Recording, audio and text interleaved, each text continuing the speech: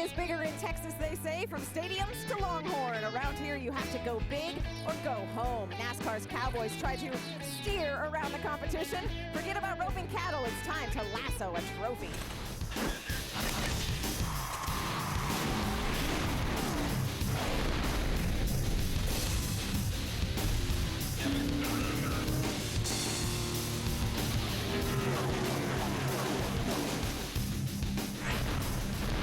Busch has won races here, but never in a truck. Todd Bodine has 5 times.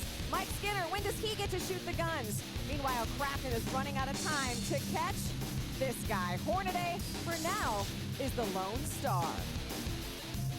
The toughest broncs in the NASCAR stable are ready to run wild, John Wayne style. The venue is big, and so are the fans. Giddy up! The setup is on. Hello everyone and welcome to The Setup. I'm Krista Voda. A Friday night in November usually reserved for high school football, but tonight there's a different show playing under these Friday night lights, and the plot thickens. Hornaday is the points leader, but Matt Crafton, the guy chasing him in the points, is on the pole. Todd Bodine and Chad McCumbee are on the grid between those two. This chase should be a great one tonight. Meanwhile, last week, mayhem broke out, and not just on the track. It was teammates, dynamic duos, if you will, on the track and even before the race. Here's a look back at Talladega. No one knew what to expect from a truck race at Talladega on Halloween. Before the trucks could take to the track, the Truck Crusader and friends had to rescue the championship contenders from evil villains. Once order was restored to the garage, and after a brief rain delay, it was finally time to go racing.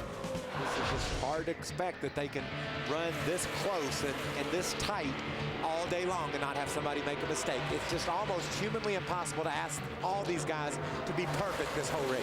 While close racing was expected, much of what took place was not.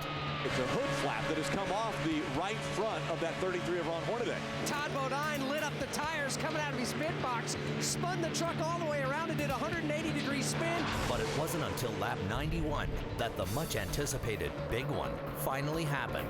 Everybody jostling for position. They're banging quarter panels and around they go. There's Rick Crawford around. He'll collect Skinner. Hornaday's involved. Also Timothy Peters. Also James Boucher. Brian Scott. And now Mike Skinner gets slammed by Max Pappas off the end of the back straightaway. Hornaday, your championship leader, is into the wall. A lot of damage on the back stretch. We knew it was going to happen because everybody was dancing around on the racetrack, slapping quarter panels, and all of a sudden all heck broke loose mid-pack, and the points leader is involved. In the end, it looked like Todd Bodine would win his 5th straight super speedway race. Todd Bodine hugging that yellow line as they come out of turn 4. 4 wide through the triangle. Here comes Kyle Busch. He goes to the outside as they come to the stripe. Kyle Busch will win at Talladega. What a move by Kyle Busch and his teammate Eric Almirola. That just happened. Unbelievable. Eric Almirola, I owe everything to Eric Almirola today. You know, sticking behind me on that, from that last pit stop to the end. I told him if he just stayed with me, they wouldn't be able to beat the 15 and 51. So awesome job to Eric. He can take my half of the pay. Taking a look at the points, the Copart point standings, the juicy stuff is in the middle of this pack. Only 82 points separate 4 drivers, 4th through 7th. Up front, Hornaday has a huge lead, but Crafton, as we said, on the pole tonight. So Ray, what's the mood in Hornaday's camp? Well, the good news, he wants to talk to me. He's very excited. Great news is Wednesday is Veterans Day. You got a shot to get them a win tonight, Ron? I hope so. Rick Rinn and all them guys, they brought the same truck we won here, a year ago with. So we'll see. We'll see how it plays out tonight. But cooling down and get a little bit of breeze. So we'll see what we can do with the VFW Chevrolet tonight. And of course, when we were at Talladega, Ron won the Copart Challenge of Champions, and because of that, he got to add $5,000 to the kitty over at the Victory Junction Gang camp. Adam? And the man chasing Ron Hornaday in the point standings is Matt Crafton, 202 points behind on the pole tonight. But your biggest challenge may not be Hornaday, it may be this track. Very cool tonight, unlike what we saw during practice yesterday. How much are you concerned?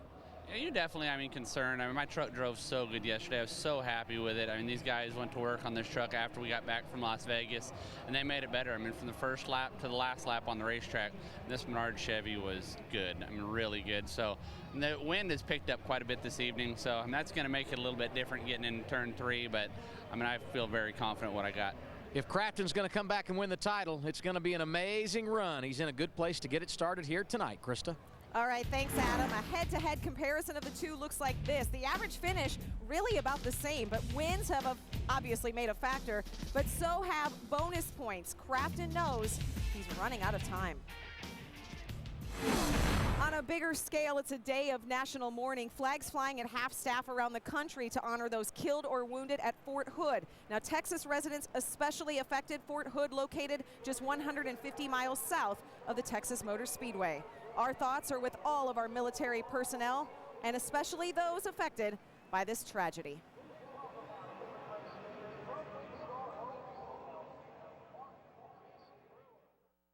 The setup is brought to you by Camping World. Visit campingworld.com for the lowest prices and best selection of fifth wheels.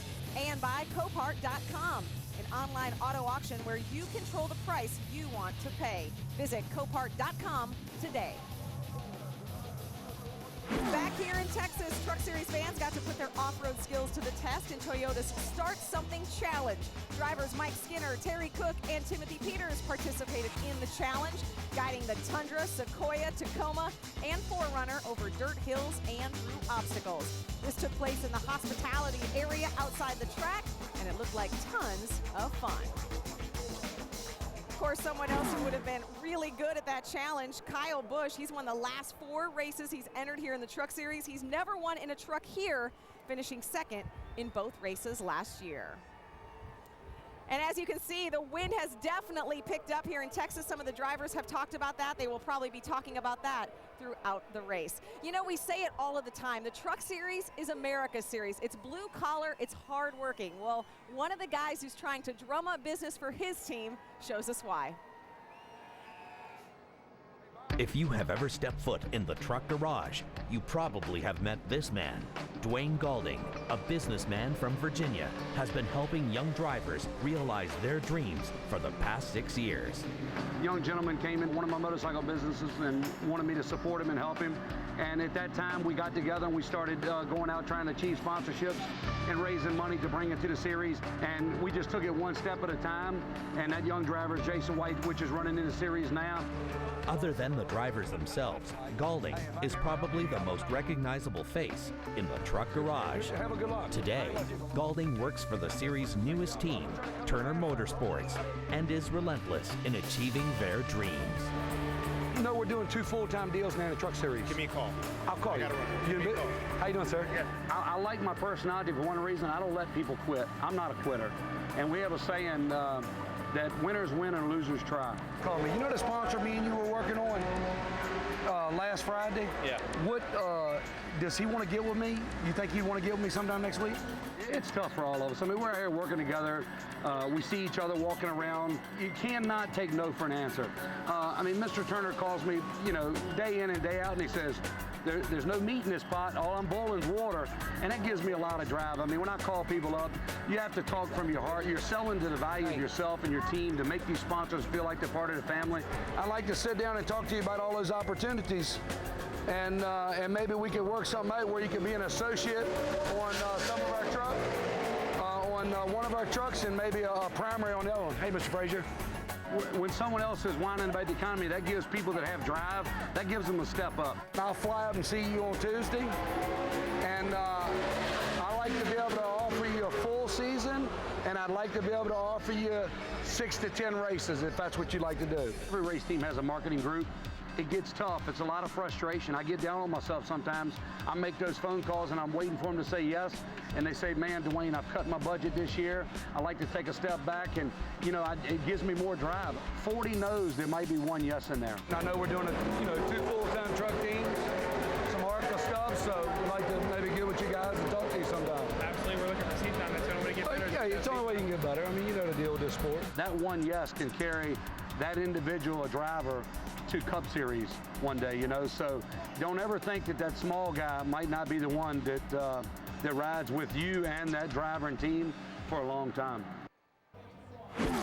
Well, Scott Wimmer making just his third start in the Camping World Truck Series, but a debut for a brand new team, Turner Motorsports. Tell me about your expectations tonight. Well, I'm really excited about it. I actually drove this truck earlier this year for Wintron Racing out of Minnesota, and Mr. Turner and his wife and his whole family's behind this operation, so I'd like to get out of here with the top 10. I think we've got a truck that can do that, just kind of limit our mistakes tonight and get a lot of laps. All right, didn't qualify that great, but look for Scott Wimmer to be good tonight in the race. And one of the great additions to the Truck Series in 2009, this guy, Ricky Carmichael. A part-time schedule this year, but we're going to see you around a lot more in 2010. Yeah, absolutely. I love the Truck Series. It's a great NASCAR series, and really pumped to be in this deal full-time. I'm excited about some great stuff I have going on, and looking forward to tonight. The Monster Energy Chevrolet is fast, and man, this is what it's all about. This is a stepping stone to the big boys class, and this is where it's all at. With some exciting things on the horizon, Ricky Carmichael starting in the top 10 tonight, Krista. That's right, Adam. Ricky Carmichael on the track tonight. He'll be in the hub on Tuesday. NASCAR Race Hub on Speed every Monday through Thursday, 7:30 p.m. Eastern.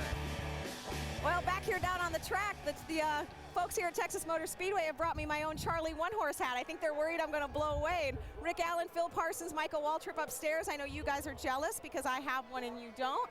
But Texas never does anything halfway. What are we going to see tonight? Well, that's exactly right. I mean, this will be the 24th race that we've had here at Texas, and we have got an unbelievable field that is going to be racing to the finish line here. But, Michael, it's a different mindset that you have to have at this racetrack as fast as these guys go. Committed, Rick. You have to be committed. When they pulled out to qualify, they left pit road knowing they had to put the gas right on the floorboard and run all the way around this big track twice. Now, that sounds easy enough if you're confident in your truck, but you never know what your truck's going to give you. And the same thing will happen tonight. When they throw the green flag, they're going to be wide open for a few laps. But this time, there's going to be other trucks around them side by side. And, you know, sometimes when you get into a groove and you get to running wide open and your truck's good, it's good, it's good. When something goes wrong, you're shocked at how hard these walls are and how fast you hit them. So that's a reality check, and it happens in a hurry here at Texas. Rick, a lot of the guys that qualified back in the pack, maybe in the 20s, said, I held it wide open. Why did I not go any faster? And I think that's because they have more downforce built in that truck. These guys aren't going to be able to run these things wide open for 147 laps. They may want that downforce when we get a little bit later into this race, when they get 20 laps in these tires. So that's what's going to be key. Remember, these guys practice during the day, and now they're going to race at night. So there's a little bit of a guessing game as to what the racetrack is going to do as well. It's always a great show when we race under the lights from Texas Motor Speedway. One guy who has been to victory lane 5 times at this racetrack is Todd Bodine.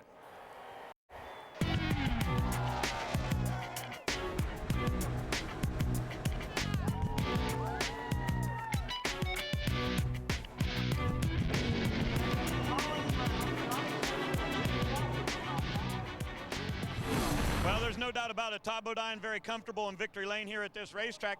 In practice, Todd, in both practices, I saw you lumbering around about 10th back there. Were you just kidding everybody or what? No, you don't ever kid in the Truck Series. That was all we had at that time. And before qualifying, we made a couple little changes, and the truck picked up some speed. Of course, we went out pretty late. Air temperature was really good and really fast, so we had a good lap. But the trucks, it's the same truck we had in the spring. Same setup we had in the spring, one small change, and it's driving about the same. So hopefully we can do the same thing. We got the Purple Heart deal on the quarter panel for Copart, a great program they got to help the veterans, and you know, we're pretty proud of that. Hopefully we got them in victory lane in the spring, and we can hopefully do it again here in the fall. Take them in there and get them a nice picture. That is a good charity on the side of that 30 truck. Absolutely. PurpleHeartCars.org. There you see the website. It's a nonprofit organization. They've been in business for over 75 years. Over 500,000 vehicles have been donated. And with Veterans Day coming up, a great cause indeed.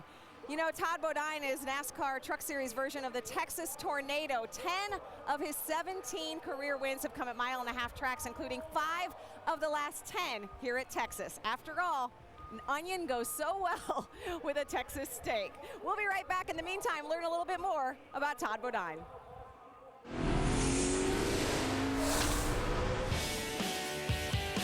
72 Chevelle. Big old rust holes in the quarter panels, and the springs were all wore out, so it sat real low. And tails up pennies. I won't pick up a tails up penny at all, by all costs. I'd probably be a graphics designer. My brothers, you know. I grew up watching them both race, be successful, and you know, I'd like to think that I took the best of both of their driving styles and incorporated it into myself.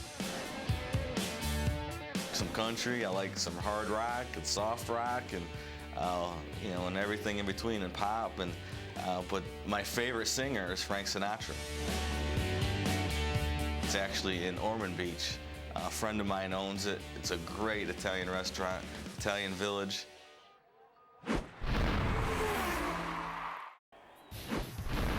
setup is brought to you by Copart.com, an online auto auction where you control the price you want to pay. Visit Copart.com today.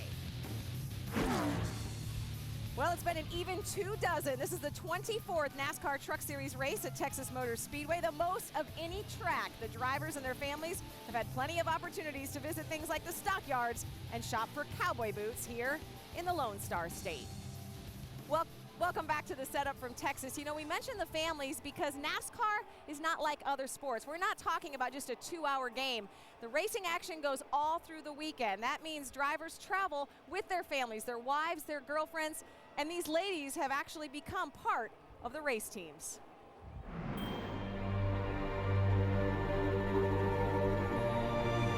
He always has to have gum, and so do I.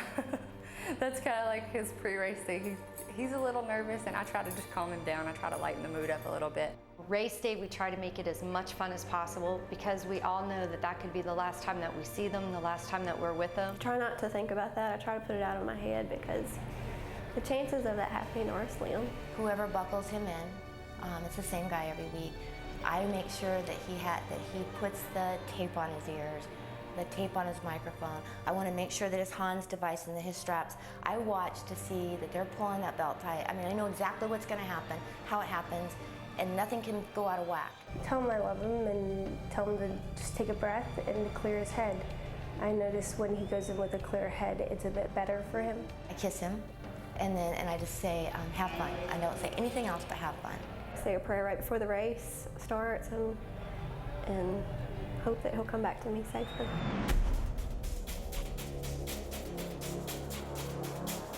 To be honest, this year, when things go bad, my emotions, I notice, are getting more and more involved in it. His crew chief will tell you he'll have bruises on his legs at the end of the race. If something happens, I'm grabbing his leg, I'm freaking out. I'm in it every single lap, and I love that. I'm addicted to it now, actually. And when we stop racing, it's going to be hard, I think, to give up that adrenaline rush. A couple races ago, we had a bad day, and I had to take a moment. It's kind of like a soap opera in and of itself because you have these rivals with certain people and you know what's going to happen and you know why. Do I get mad when someone hits Ron? I do inside, but I know better than to go say something. I did have a habit of doing was getting down and running over to Lindy and talking to Lindy about it. It was pretty funny because in one race, one of the officials thought that Lindy and I actually went after each other, and here we were just venting.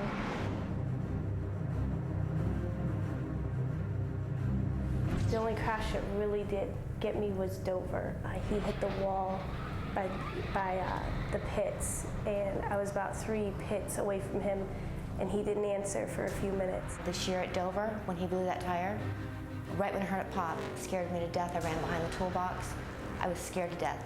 It was scary because when he finally came across, he said, "Get the steering wheel off my chest," and that was an intense moment for me. Like, this is real. This is stuff that can happen. When Skinner flipped, I was shaking as I thought he was hurt. Oh, Skinner gets clobbered. That wreck was horrific because of the sound. Visually, it was so terrible, but the sound was 10 times worse. I think my feeling is more of emptiness. And it's a very sick, weird feeling. It's almost like It's almost like all these crazy things start going through your head in a matter of seconds until you hear that voice. I'm okay. In the back of my mind, people say, how can you stand going there and watching your husband go 200 miles an hour? My husband's doing something that most men in the world would do anything to do. He's living his dream, and if he was to get hurt or something was to happen to him, he's doing what he wants to do. And no doubt Johnny Sauter's biggest fan, Courtney, his wife, watching at home. And I know she was celebrating a couple of months ago when you got that first career win at Vegas. Same truck tonight. How does it set up? Was it a couple months ago already? Yeah, something like that.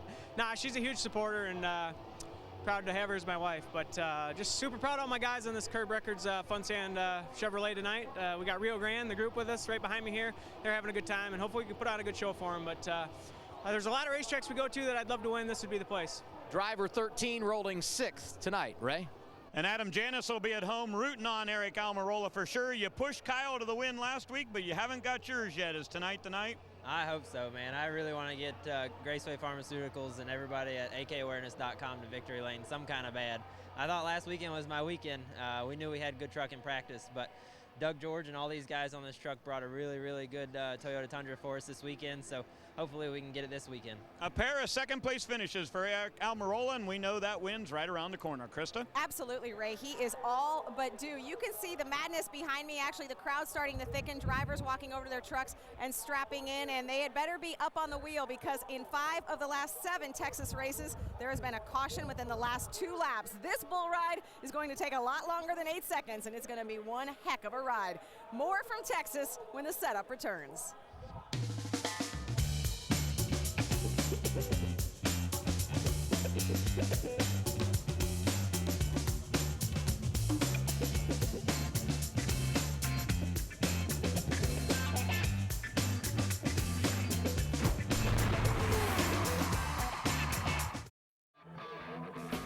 Still to come here in Texas nationwide tomorrow, then Sunday race day and the chase. Plenty of business to take care of here in Texas.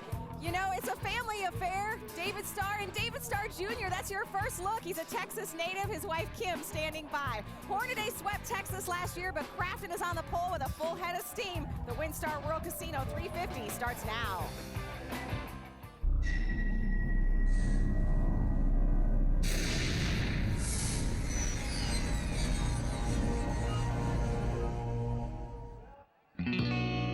In a town where victory lane is only big enough for one, comes an epic tale in the Lone Star State. Turn the 2 drivers side by side. It looked like they traded paint. The Onion, the Gunslinger, Rowdy, and the Legend will walk the line in Fort Worth. Just like a chess game, one waiting for the other one to make a move. The good, the bad, and the ugly have come to tangle in Texas, and it ain't gonna be pretty. And now they're 3 wide behind. Look out! Looked at each other up here in the booth and said, that was strong. The shootout begins next on Speed. Yippee-ki-yay. Under the lights once again at Texas Motor Speedway. Welcome to the NASCAR Camping World Truck Series WinStar World Casino 350, presented on Speed by Copart.com. 2 stories we're going to be following all night long are going to be Todd Bodine looking to make it 6 wins at this very racetrack and sweeping in 2009, as well as Kyle Busch trying to make it 5 wins in a row in the starts that he's made in this truck series. Now, obviously, the dynamic duo from a week ago is still working here at Texas Motor Speedway. Now we're going to find out the stories that they're following for this race tonight. We start with Ray Dunlap.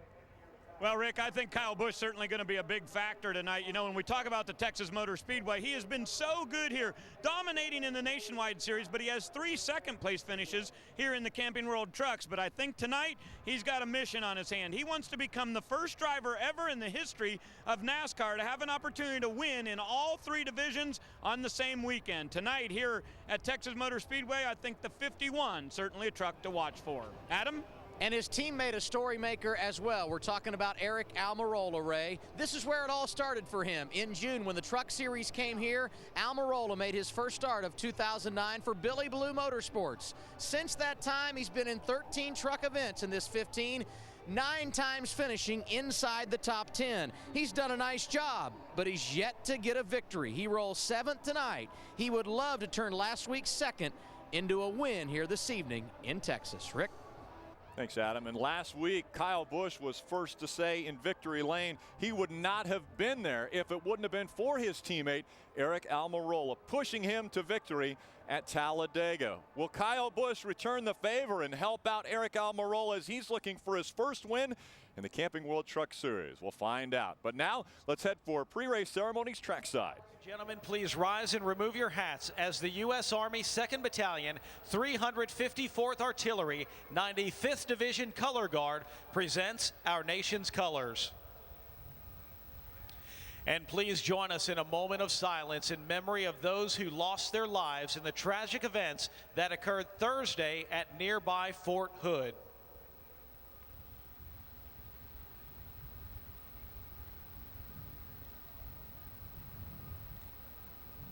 Please remain standing as Texas Motor Speedway Chaplain Father Jay Atwood offers tonight's invocation.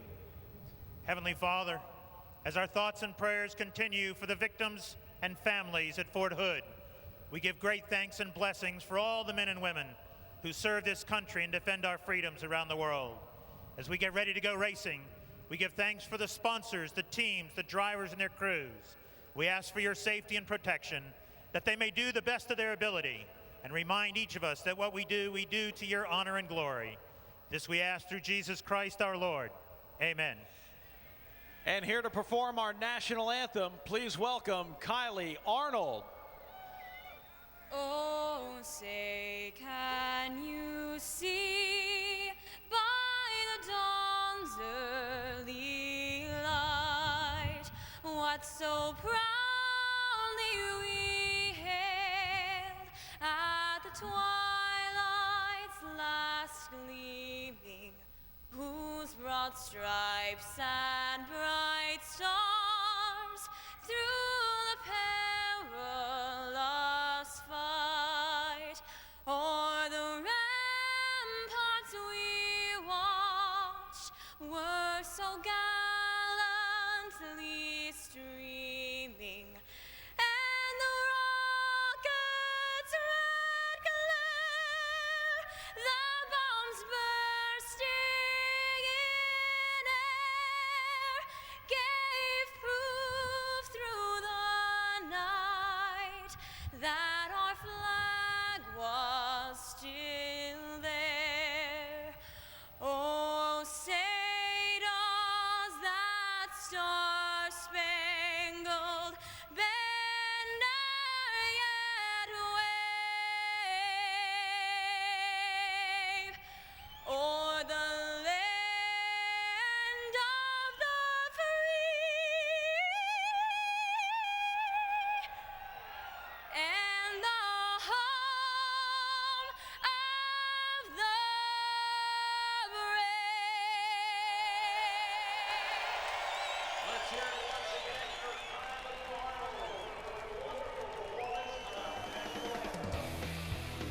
Drivers will climb in their trucks, strap in. We'll fire the engines when we come back. The NASCAR Camping World Truck Series is presented on speed by Copart.com, an online auto auction where you control the price you want to pay. Visit Copart.com today.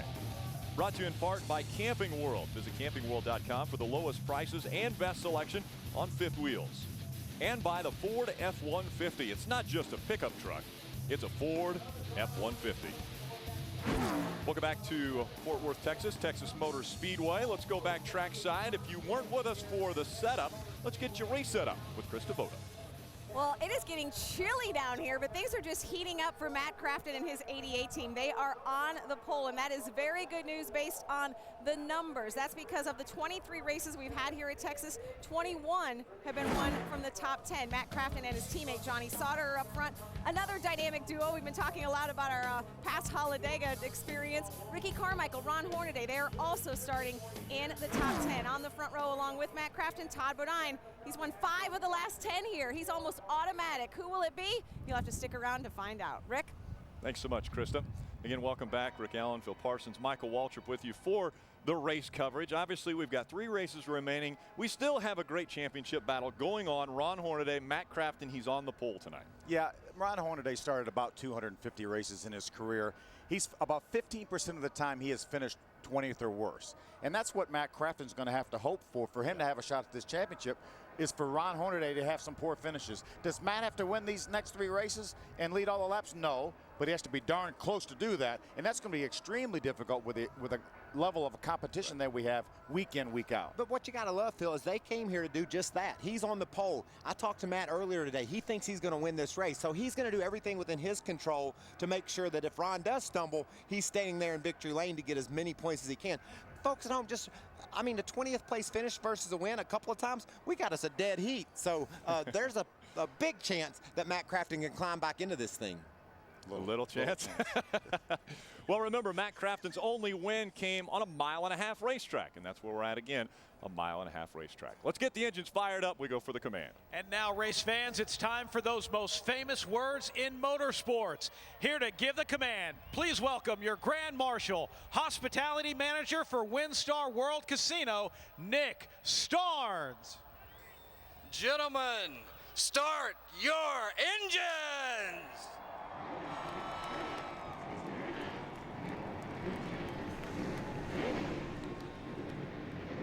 The roar of the engines, the roar of the crowd. We're ready for racing under the lights from Texas Motor Speedway. We'll be right back for the green flag. Welcome back to the WinStar World Casino 350, presented on speed by Copart.com. The flags are waving, the wind's blowing. It was a beautiful day here in Texas. Temperature was all the way up to 78 degrees earlier. It's dropped down to 67 now that the sun has gone down. 15-mile-per-hour winds. That might play into the trucks as they're coming out of turn number 4 and into that headwind through the quad oval. Trucks are rolling around the racetrack. The grid will roll across the bottom of the screen. It is Matt Crafton who will lead the field to the green flag. It's his 3rd career pole. Todd Bodine will start on the outside. We've talked about the fact this would be 6 wins at this racetrack for him if he could get back to victory lane. And that would be incredible. Nobody else has won 5 at any one racetrack. Z-Max track description for this 1.5-mile track.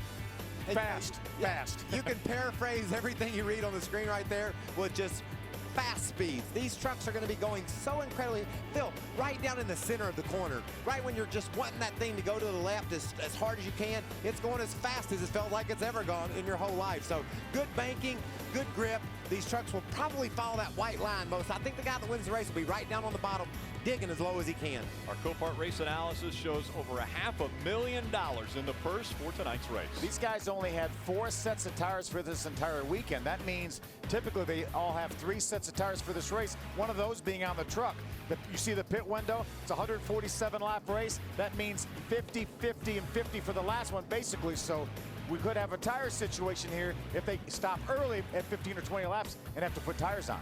Here on Speed, we like to shine a light on a few different drivers. Tonight, it's a Texas flavor. And we'll start off with Ray Dunlap.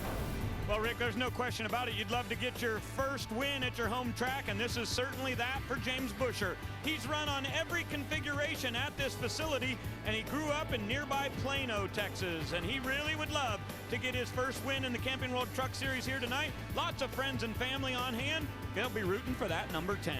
Adam? Ovalo, Texas is where driver number 6 grew up. We're talking about Colin Brown. That's 200 miles from here near Abilene. He too would love to win in his home state. He started racing quarter midgets at age 5 and was running karts around his house at age 3. He believes tonight could be the night. He's in the same truck that he went to victory lane with back in June at Michigan. Phil? Adam, I want to take a look at Houston, Texas's David Starr. He's a 4-time winner in the Truck Series. He has 3 third-place finishes right here at this racetrack and would love to get a victory here at his home track. He's coming off a top 5 last week at Talladega, and he will start his Zachary Toyota from the 16th spot. Mikey? What about this truck, the 14? Now, Rick Crawford drives that truck, but Ozona, Texas's Mr. Tom Mitchell owns it. And you want, as a race car driver, you want your owner to be committed. Phil, check out this. Rick started 319 races in the Truck Series, all 319 of them in that number 14 truck for Tom Mitchell. That includes a win at our Super Bowl down in Daytona for Rick in 2003. He finished second at Texas as his best. A popular win in the garage area tonight would be if Mr. Mitchell's truck could pull in victory lane. We'll ride along with a few different trucks, one of those being David Starr in the number 24. That's a Toyota onboard. He'll start in the 16th spot. We'll see how he does, also a Texas native. We're also going to ride along with a Copart.com on board, and that is Todd Bodine, as you mentioned, going for 6 wins here, trying to sweep the season 2009. He will start from the outside of the front row. Let's ride along with our point leader, Ron Hornaday. Looks pretty relaxed and calm, ready to roll off from that 4th starting spot. You know, guys, we were talking in the opening about Ron Hornaday and his championship quest here. Last year at Phoenix, Phoenix and Homestead, he stumbled home. So this team needs to stay focused and remember that they've got to complete every lap in order to win this championship. And our 4th on board, Chad McCumbee, will carry a camera for us. He had a phenomenal run here a year ago at this racetrack, maybe closest win that he's ever had. On board with him tonight will be Valvoline, the sponsor that's jumped on with him to enable him to run this race. And we expect big things out of Chad McCumbee. He'll start 3rd tonight, so he will be just behind our pole sitter, Matt Crafton, when that green flag flies. Before it does, let's go back trackside for our thoughts before green with Ray Dunlap. Well, thank you, Rick. You know, I think Germain Racing's pretty good here at Texas. If you look at their numbers in the last 10 races at this track, they've won 6 of them. And how did they do that? With 5 different race trucks. Now, the truck that Todd Bodine has beneath him tonight is the same one that he used to win with here in the spring. Germain Racing, certainly hard to beat. I think the 30 is the guy to watch out for tonight at Texas. Adam? And Kyle Busch would probably be a safe bet as well. You know, a week ago, Rowdy got his 15th career win in the Camping World Truck Series, and he did so in only his 66th start. Not many have done better than that. In 2009, he has 17 NASCAR wins in the top 3 series, one of those coming at Texas in NASCAR Nationwide Series competition earlier this year. You look at the numbers, he has been dominant at this facility, but never a trip to victory lane in the trucks. Kyle Busch rolls off 12th tonight, hoping to change that stat. Rick? Thank you, Adam. Again, Kyle Busch, one driver who is looking to find the trifecta in Texas this weekend. He will run the truck, nationwide, and cup car this weekend, and no one has ever won all 3 races, but it starts right here for Kyle Busch. And you know, guys, he probably has his work cut out for him a little bit tonight. You know, when you qualify here, you're wide open. He's got the 12th fastest truck in that configuration. I like my chances if I'm up in those first couple of rows. I talked to Richie Waters, his crew chief. He said Kyle said he would be leading inside of 5 laps. Okay. There are a few trucks in front of him that are going to beg to differ. One of those being Matt Crafton, his 3rd career pole. He brings the field to the green flag. We're underway at Texas Motor Speedway. So let's start the clock. We're on lap 1. Let's see if Richie we've disagreed with Richie before, and he's usually right. But he told me, Kyle told him that he would be leading within 5 laps. Look at Ron Hornaday moving to the outside early on, trying to push that 30 through 1 and 2. Down the backstretch they go, door to door for the lead. You know, in practice today in my Napa car, there's grip all over this racetrack. You can run high, you can run low, and that's why, look how they're spread out there, 2 and 3 wide in the corner.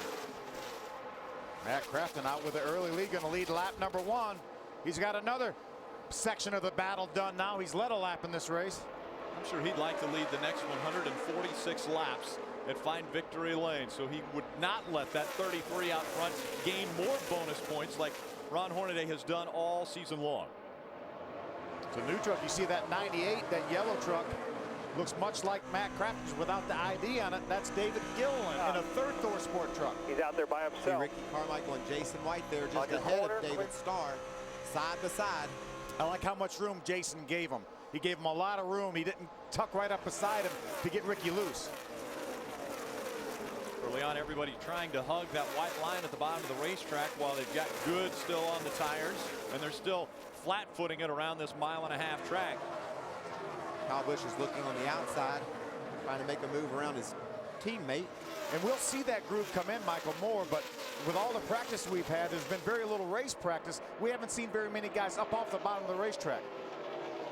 Eric Almirola just in front of Kyle Busch. And again, it was 1 and 2 the other direction a week ago at Talladega. Kyle Busch went to victory lane. Eric Almirola finished second. The first 1-2 finish for Billy Ballew Motorsports. You know, race drivers are generally pretty optimistic. I got a good truck. I think we're going to do good tonight. That's part of the attitude you have to have in order to fight this battle. But when I looked into Matt Crafton's eyes and talked to him about it, he believes his truck is better than everybody else. He's on the pole. And, you know, getting on the pole is one thing, but he believes in race trim. He's got the best truck in the field. Matt Crafton out in front of the field. Todd Bodine running second. Third is Ron Hornaday. These three very strong in practice yesterday. That's one of the reasons that 98 truck of David Gillen was here to really help the learning curve because of the limited amount of practice that these guys get. And actually, he's already pulled on the pit road here with that truck. He did all his work yesterday, huh? Helped him figure out a setup. And that's what they were working for. They were looking to find out how good they could make these trucks. So Richie's not wrong. Kyle is, right? That's right. That's right. Richie Waters said Kyle Busch said he would be leading. Exactly. Well, he's not. And I found that hard to believe because, like I said, most of these guys just put it on the floorboard and ran around here for 5 laps. They're going to be able to repeat that same phenomenon when the race starts. They're going to be able to just go wide open. And so it would be hard to think you could pass that many trucks in that short a period of time. Not to think that he won't eventually do it, but it was going to be hard to do it quickly. Rick Crawford moves out of the groove. His teammate, James Busher, to the bottom of the racetrack. He's got a mirror full at 51 of Kyle Busch. Busch trying to find a way around, but while the Circle Bar Racing teammates run side by side, it's difficult for Kyle Busch to get by. You know, these guys up front are running. I got to be close to wide open, Michael, because they're only about 0.2 of a second off what the pole was last night. And the closer you are to the front, Phil, the easier it is to run wide open. You have less turbulence in the air. Plus, obviously, if you're up front, your truck's working pretty good. But as you get back in a pile like this, where David Starr's filling all this air off of Skinner and Busher and Kyle Busch, it makes it very hard for him to leave his foot on the floorboard. Yesterday in practice, I was listening in with Kyle Busch on his radio, and he talked about his first run out. He said the truck is excellent. And then when I got behind another truck, it felt like the truck actually came up off the racetrack. So that downforce was so important to him as far as the feel of that truck. And that's what some of these guys are experiencing right now back here in this pack. See Jason White down on the inside of Mikey Kyle and Brian Scott, Ricky Carmichael, all these trucks just battling each other, but also battling this track and the aero that Rick was speaking of. Remember, all the practice we talked about was done in the daytime here, so these guys have a lot more grip than they felt in practice. Temperature again down to the 67-degree mark. Again, they practiced yesterday and qualified yesterday. Today got up to about 78 degrees, but the trucks weren't on the racetrack. As we see side-by-side racing continuing. TJ Bell on the outside of that 16 of Brian Scott. Mikey Kyle able to get by Jason White with a 29 Grease Lightning Chevrolet. That's a kid you better watch. You know, he's come into this series and figured out how to run right up there in the top 10, top 15, and figured it out in a hurry, and racing right there against TJ Bell and some guys that are used to running up front. Good run by Ricky Carmichael on that Monster Energy drink number 4 as he goes to the outside of Brian Scott. He's going to make that work too, Rick. Makes the pass on Brian Scott. Now he'll try to tuck in behind the 11 of TJ Bell.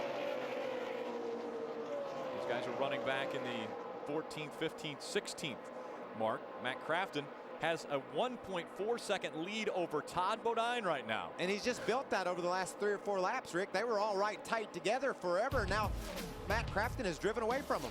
Matt Crafton putting on a clinic at Texas Motor Speedway. He's doing everything he can to catch point leader Ron Hornaday.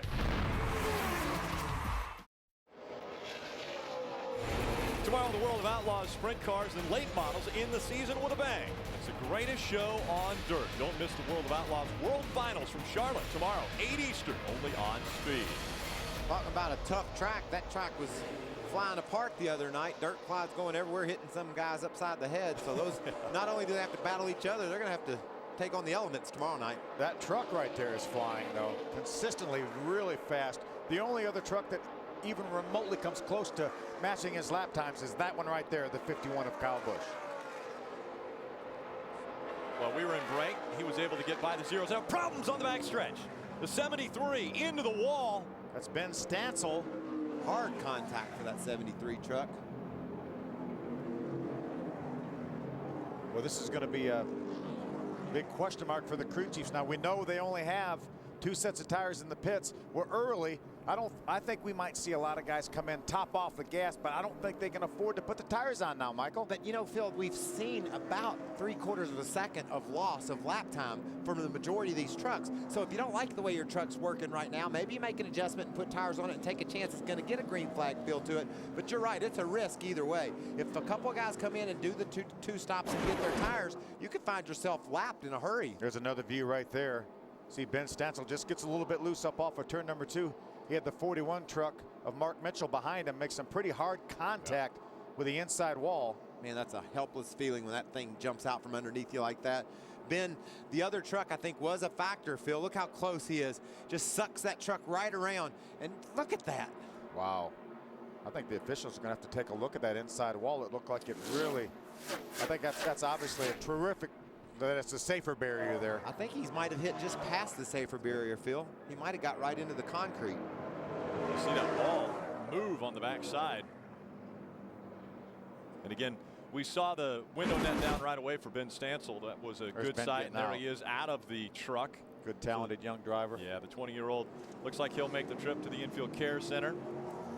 And get checked over. I guarantee he thought, how did that happen? How could that happen so quickly? That other truck just pulled him around, pulled the air right off his rear spoiler. They're all coming. Here they come on to pit road, led by the 88 of Matt Crafton. Adam Alexander. And Johnny Sauter, his teammate, running 5th as we begin our first pit stops of the night. You see the 13, bottom of your screen. It will be fuel only for him and a track bar adjustment. He has been a bit loose. No tires here. They're going to save him. He's a rookie, meaning he got an extra set this weekend, but they used those in the practice yesterday, Ray. For Todd Bodine, it's going to be fuel only, and we see a wedge adjustment on the left side. But at the top of the screen, you'll notice tires are going on for Matt Crafton. Why would they do that? Well, the pace car hit a piece of debris from that crash, threw it underneath Crafton's truck, so they're going with 4 tires on that Chevrolet. Well, that's going to give up a whole lot of track position. Comes out right behind the 33 of Ron Hornaday. Those two wind up that way a lot. That's the way they're running in the point standings. Hornaday coming into this race with a 202-point lead over Matt Crafton. Now, again, in the truck series, you can't add fuel and change tires under the same pit stop. Those rules are changing in 2010, but this year they are that way. So that means that those that put on fuel can come back and do tires. Those that put on tires can come back in and put fuel. And some will just stay out now. They just got some gas and they're all set to go for a while. But Matt Crafton, and Hornaday, both 2 of the strongest trucks on the track, will be making their way back to pit road, giving up a tremendous amount of track position. And Phil, you mentioned it earlier, only 4 sets of tires, so it really for the entire weekend. For the whole weekend, so it really becomes a chess game this early with this caution as far as putting tires on. With 128 laps to go, that means that they will at best be able to have to run these tires 64 laps each, and that's if the caution comes out at the perfect time. The problem is they can't go that far on fuel. Here they come once again. The 33 of Hornaday just in front of that 88 of Matt Crafton. We heard the story that Crafton had to do tires, so he'll be coming back down for fuel. Ray Dunlap. Well, Crafton was hoping to do the opposite of whatever the 33 did here, but it just didn't work out in that circumstances. You'll see fuel going in Ron Hornaday's VFW Chevrolet, so they'll get him back out to the racetrack, and Crafton the same thing. You'll notice they're working really hard to clean the grill on Crafton's truck. He said his water temperature was going up fast. They'll drag race off of pit road. Looks like Hornaday's out first. There those 2 are again. Very close, the race off of pit road. Out in front, Martin Mitchell was your leader when they crossed the start-finish line. We'll see if he's out front when the green flag flies. Stay with us. Sunday NASCAR race day thunders into Texas, where Jamie McMurray will join us live to discuss his thrilling win in Talladega. Brad Keselowski chats about making his first Cup start for Roger Penske. NASCAR race day built by the Home Depot, live Sunday, 12:30 Eastern. Aaron's lucky dog goes to the 87 truck. They're giving more laps away. Well, Aaron's is big in Texas. Yeah, I know y'all yeah. know that. That's one of the biggest states for Texas, and so it's really nice to see him giving something to Chris Jones. Hey, guess what now? Ron Hornaday very judiciously used his tires during practice. Didn't put more than 4 or 5 laps on either set, so he actually has that 4th set that we talk about people using up in practice. Right. He did not do that. He has an extra set of tires to use if he needs them, Ray. And here's the left rear that came off of Matt Crafton's truck, Phil, and you can see right there, definitely was a cut in the tire, so he felt that debris come out from under the pace car, and they made a good call to get this tire off of the race truck for sure. Boy, he sure did. That was a good call by Matt Crafton to say, hey, I definitely ran over some debris. We may need to put another set of tires on. You know, we saw those two stay, you know, pretty much nose to tail. Are they going to follow that same pattern as we get ready for the green flag? Will we see him doing the same thing on pit road? Well, Matt Crafton's going to want to get by that 33 truck if he can. Green flag back in the air. It's Todd Bodine that's out in front. Kyle Busch running right behind him. Mike Skinner, Johnny Sauter, Eric Almirola is your top 5. Let's see if Kyle can make. Ooh, look at Colin Brown going. They get 3 wide. Mikey Kyle on the inside. He's right in the middle of that one as they go down the backstretch. TJ Bell, the 11 on the inside. Colin is able to clear the 29 of Mikey Kyle and clears the 11 of TJ Bell. You know, Phil, you wanted to put the championship away when I tried to build it up earlier. Well, let's talk about this. The Owners' Championship, as they run on the racetrack right now, that 51 truck of Kyle Busch, Billy Ballou's truck, they're only 30-some points behind Ron Hornaday in that 33 truck. So there is a battle for the Owners' Championship, and I promise you, that's just as important to Kevin Harvick as the Drivers' Championship is. But you weren't talking about that when we were talking about it before. Okay. But you're right. We have championship battles still looming. Sideways. You see that? Yes, Kyle Busch. He drives sideways. Kyle Busch can feel comfortable when the thing is sideways, but right now he is right behind the 30 of Todd Bodine. I bet he would feel more comfortable if he was able to make the pass and get out front. He's comfortable now, but when that happened, he wasn't. Because I bet you it surprised him. He had that thing tucked down low, and she jumped a little bit sideways with him. And Todd was able to, he's able to hold Kyle off, but it appears the way they look, Phil, that Kyle's got a little bit better truck right now. Or faster. It might not be any better because it's sideways. These lap times got very, very quick. These are some of the better laps that Todd's been running lately. Obviously, we know he came in, put fuel in.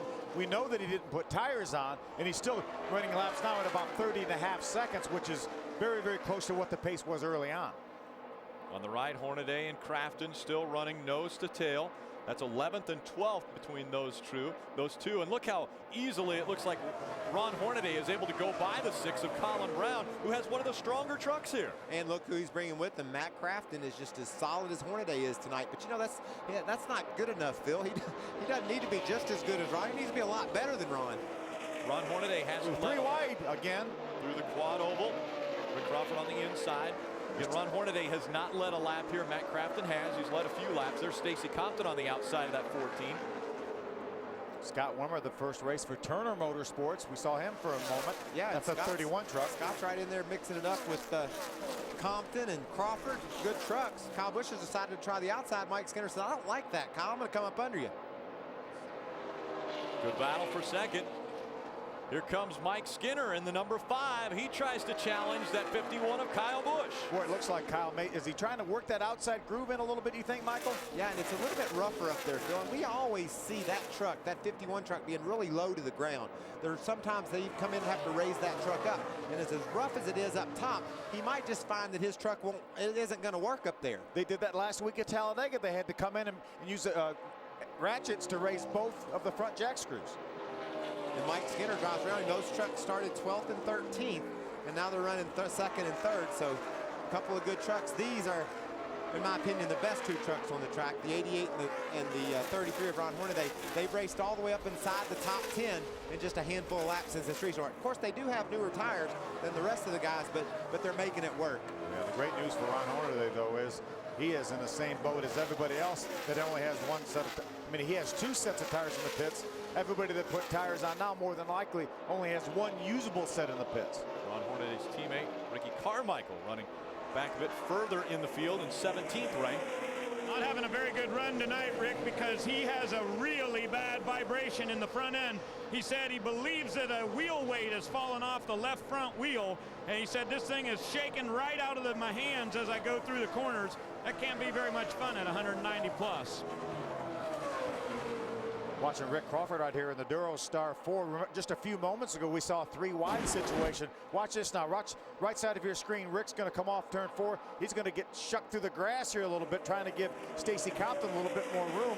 We've seen the grass in a situation like this at this type of racetrack turn these trucks around. Oh, it'll spin you out in a hurry. And Rick caught a little bit more than that grass than he meant to, that's for sure. But any more than that, he might have found himself turned around backwards. You just lose all grip in your truck. The left rear tire starts to spin, and it just turns you around. Hornaday using up those new tires as they both go by the 07 of Chad McCumbee. Matt Crafton following right in the tire tracks of Ron Hornaday around this mile-and-a-half track. That gets them up to the 6th and 7th spots. We saw Matt Crafton get by the 07, and while he was doing that, he was about 0.2 of a second faster than our leader, Todd Bodine. So those tires are really paying off. And these guys are just hoping for a nice long run here so that the other guys will have to pit maybe under the green flag, and then after that the caution comes out, they stay out and get back on basically the same schedule as the other guys. Other than Hornaday, like you said, he's got a bit of advantage. That's pretty smart the way they practiced their truck yesterday. But when you got a fast truck, you can do that. That's right. You swept the races last year. You know, you won both these races last year in 2008 here. The other thing we've got to remember with those two, they would only have to come down for fuel, where everybody else would have to come down pit road twice. More than likely have to come down twice. But the same thing's going to happen to them if they run another 15-20 laps and the caution comes out. Then they're going to be out front with just fuel and older tires, and we'll see the rest of the field probably drive by them like they are everyone else right now. Taylor Molson running in the 13th position, Adam. It's been an impressive night for the young rookie. Started 29th. He has advanced through the field quickly. When they came down pit road at lap 19, no tires for them. It was fuel only.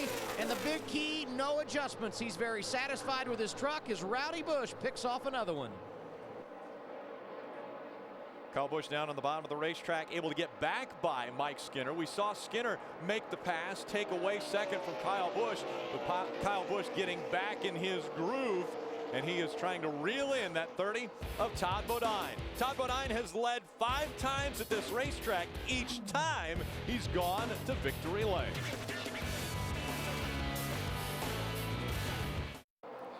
Welcome back to the WinStar World Casino 350, presented on speed by Copart.com. It's still Todd Bodine out in front.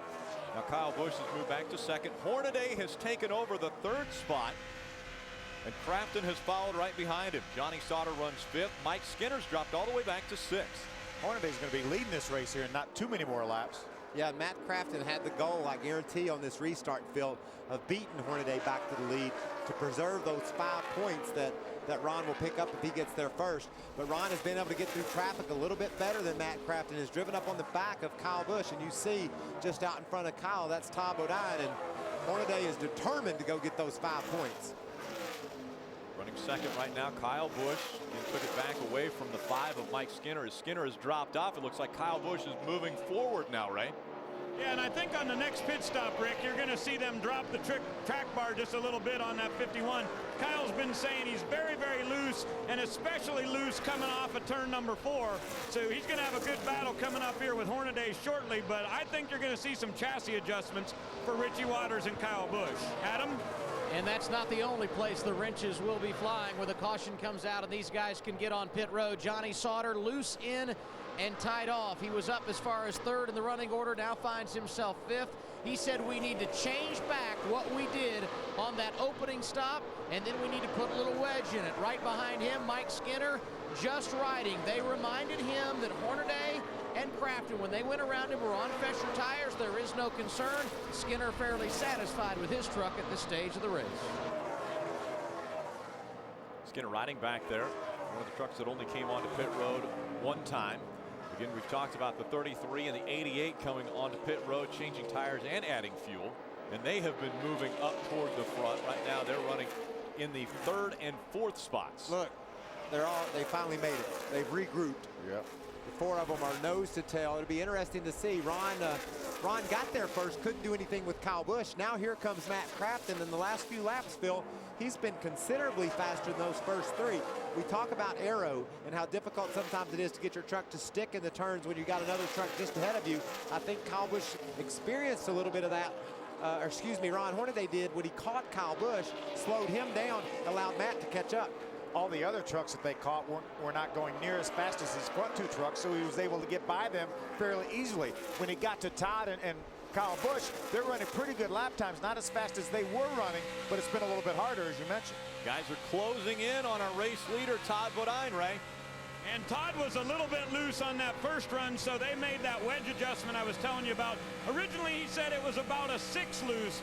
Came back on the radio and told Mike Hillman Jr., you went from a 6 to a 3. It's much better, but it feels like the rear end is not quite in the racetrack. We can make this thing better.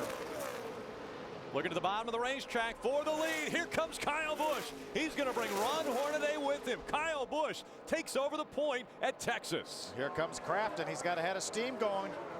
He's going to pull to the inside. He'll try to do just what those trucks ahead of him did and force Todd up the high side. We just haven't seen that high side work for these guys yet, Phil. It's obviously with the less horsepower and the cool conditions tonight, the shortest way around the track is working out best for everybody. Anytime somebody gets bounced up to that high side, they don't go anywhere. It looked like Kyle tried to work that high side in a little bit, really wasn't able to gain much ground there, went back to the bottom. So Kyle Busch out front, Ron Hornaday running second. Matt Crafton is third, Todd Bodine fourth, Johnny Sauter with a solid run in the 5th position. Skinner is 6th, Eric Almirola, Chad McCumbee, Brian Scott, TJ Bell are your top 10. When you're running, you know, we heard Kyle Busch talking about being about a 6 loose or loose in his truck. When you're running behind another truck, you're going to be tighter. You're not getting the air right on the front of your truck, so it's going to handle a little bit better. Didn't really surprise me to see Kyle Busch get around. Woo, look at that, look how loose he is.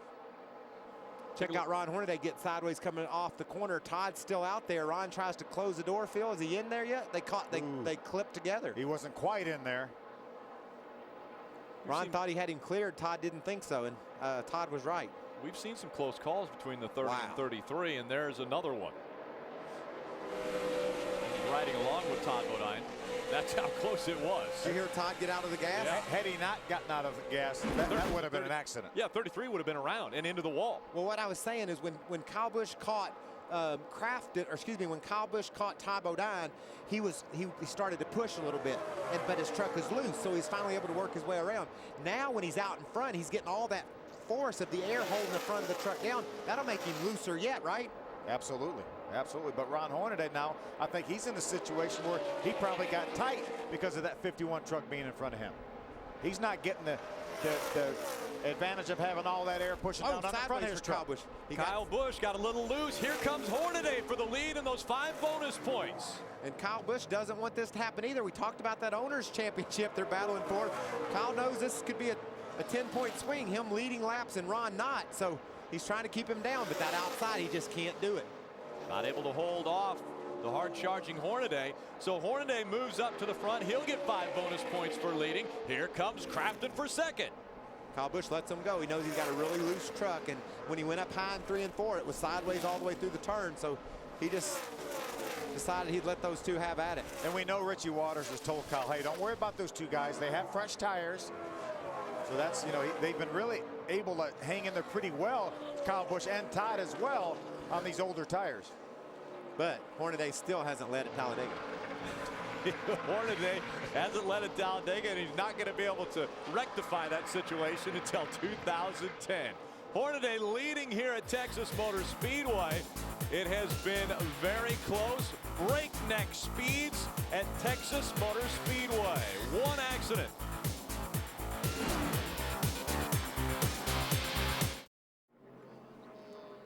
Welcome back. Norm Benning in the 57 wasn't able to get the truck all the way onto pit road. It has stalled, and so our second caution has come out. And here comes Hornaday, Crafton, Kyle Busch, and the gang right behind him. Adam.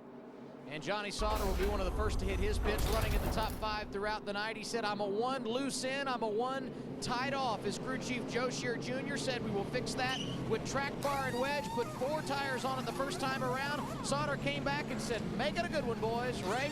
Off of your screen, you see Ron Hornaday's VFW Chevrolet getting tires. He said he did not think they were going to be able to go a full set here without putting tires on. But Crafton, on the other hand, says, let's go fuel only. We want the track position. Johnny Sider rolls off. You see Crafton there in the middle. Here goes Hornaday. It'll be a battle to the end, but Crafton's out early. Just fuel for Matt Crafton, so he wins the race off of pit road. Hornaday has decided to take tires on his first stop, so I'm sure we'll see him coming back in because he doesn't want to get out of sequence with fuel. I think everybody comes back except Matt Crafton, huh? I think everybody that put tires on is going to come back in, and I think right now, as you see a tire roll across pit road, right now, if Matt Crafton can stay out on the racetrack with those tires until the next time that everyone puts tires on, then he will equal out that advantage that Ron Hornaday had by having an extra set of tires. This guy here, Mario Goslin, had a great run last week in that MyTireMonkey.com truck. Finished 6th at Talladega. Isn't that awesome? Saw his kids down on pit road in the monkey suits. He's got a new sponsor, finishes 6th, best finish. And tonight, Aaron's is going to give him a lap back. He got a lap down early. Maybe he can rally and make something out of this night. Crafton talked about track position being important. He stays on the track. Here comes Hornaday back onto pit road. Adam Alexander.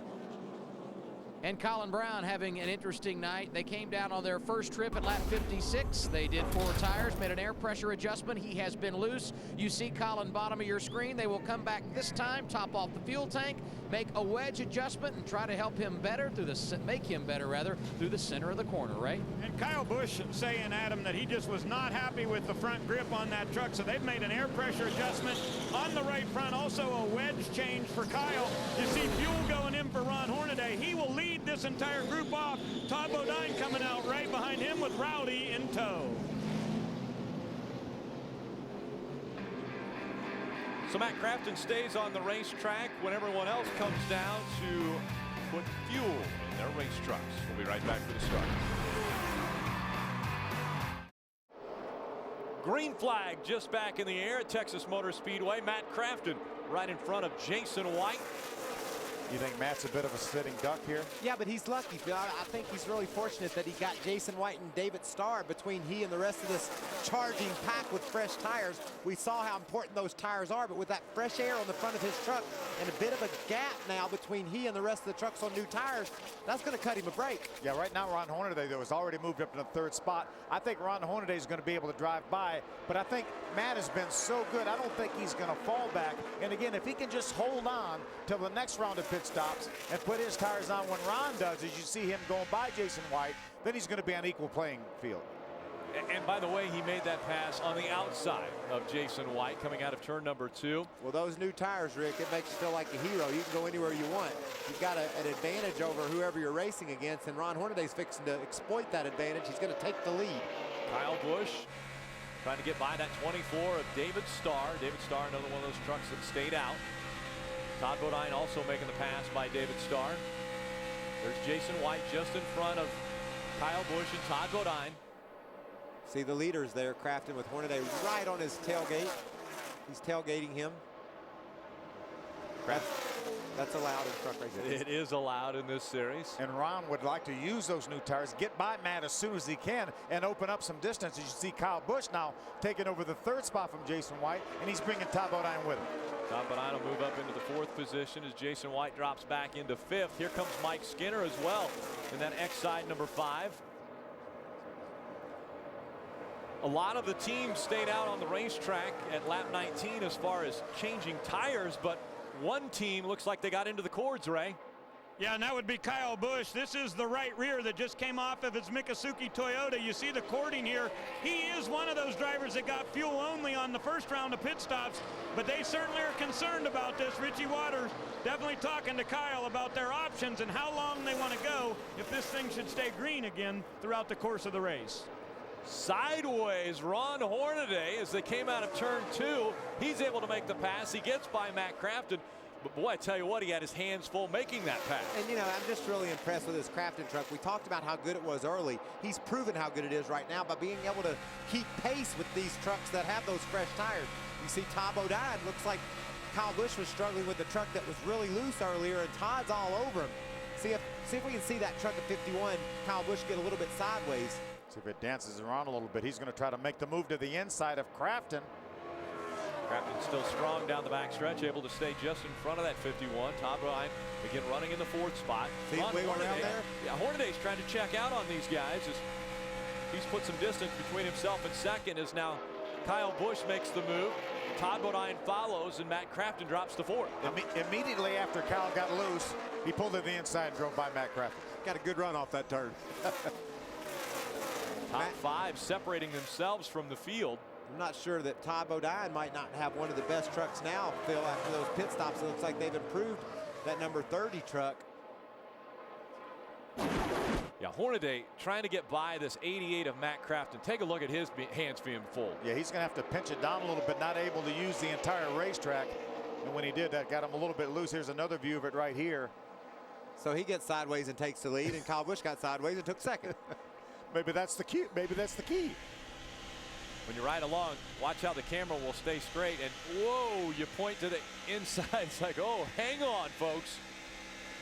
You didn't hear that truck back off either when he was sideways, did you? Not at all. Kyle Busch trying to reel in that 33 of Hornaday. Todd Bodine tries to hang on to the back bumper of Kyle Busch. Matt Crafton running 4th. Mike Skinner is 5th. Brian Scott's moved up to the 6th position. David Starr has dropped back to the 8th spot now as Eric Almirola went by him for 7th. Ricky Carmichael with a top 10 run in the 9th position, and Johnny Sauter also top 10. Under the lights at Texas Motor Speedway, it is always a great event as the sparks fly and they run door to door on this 1.5-mile super speedway.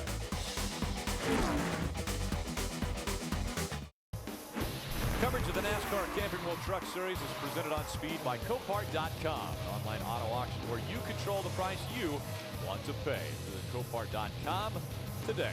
Zillions of cars. Zillions. I don't know how you write that, but it's a lot. A lot of zeros. And a hero today, Ron Hornaday in that 33 out in front, trying to gain more bonus points. He has been dominant in the 2009 season, looking for his 4th championship. He's been a hero a lot. He has been. He's been to victory lane quite a few times, as has that truck and the driver behind the wheel. That truck the last couple of times by, Phil, has been 1/10 of a second faster than our leader, Ron Hornaday.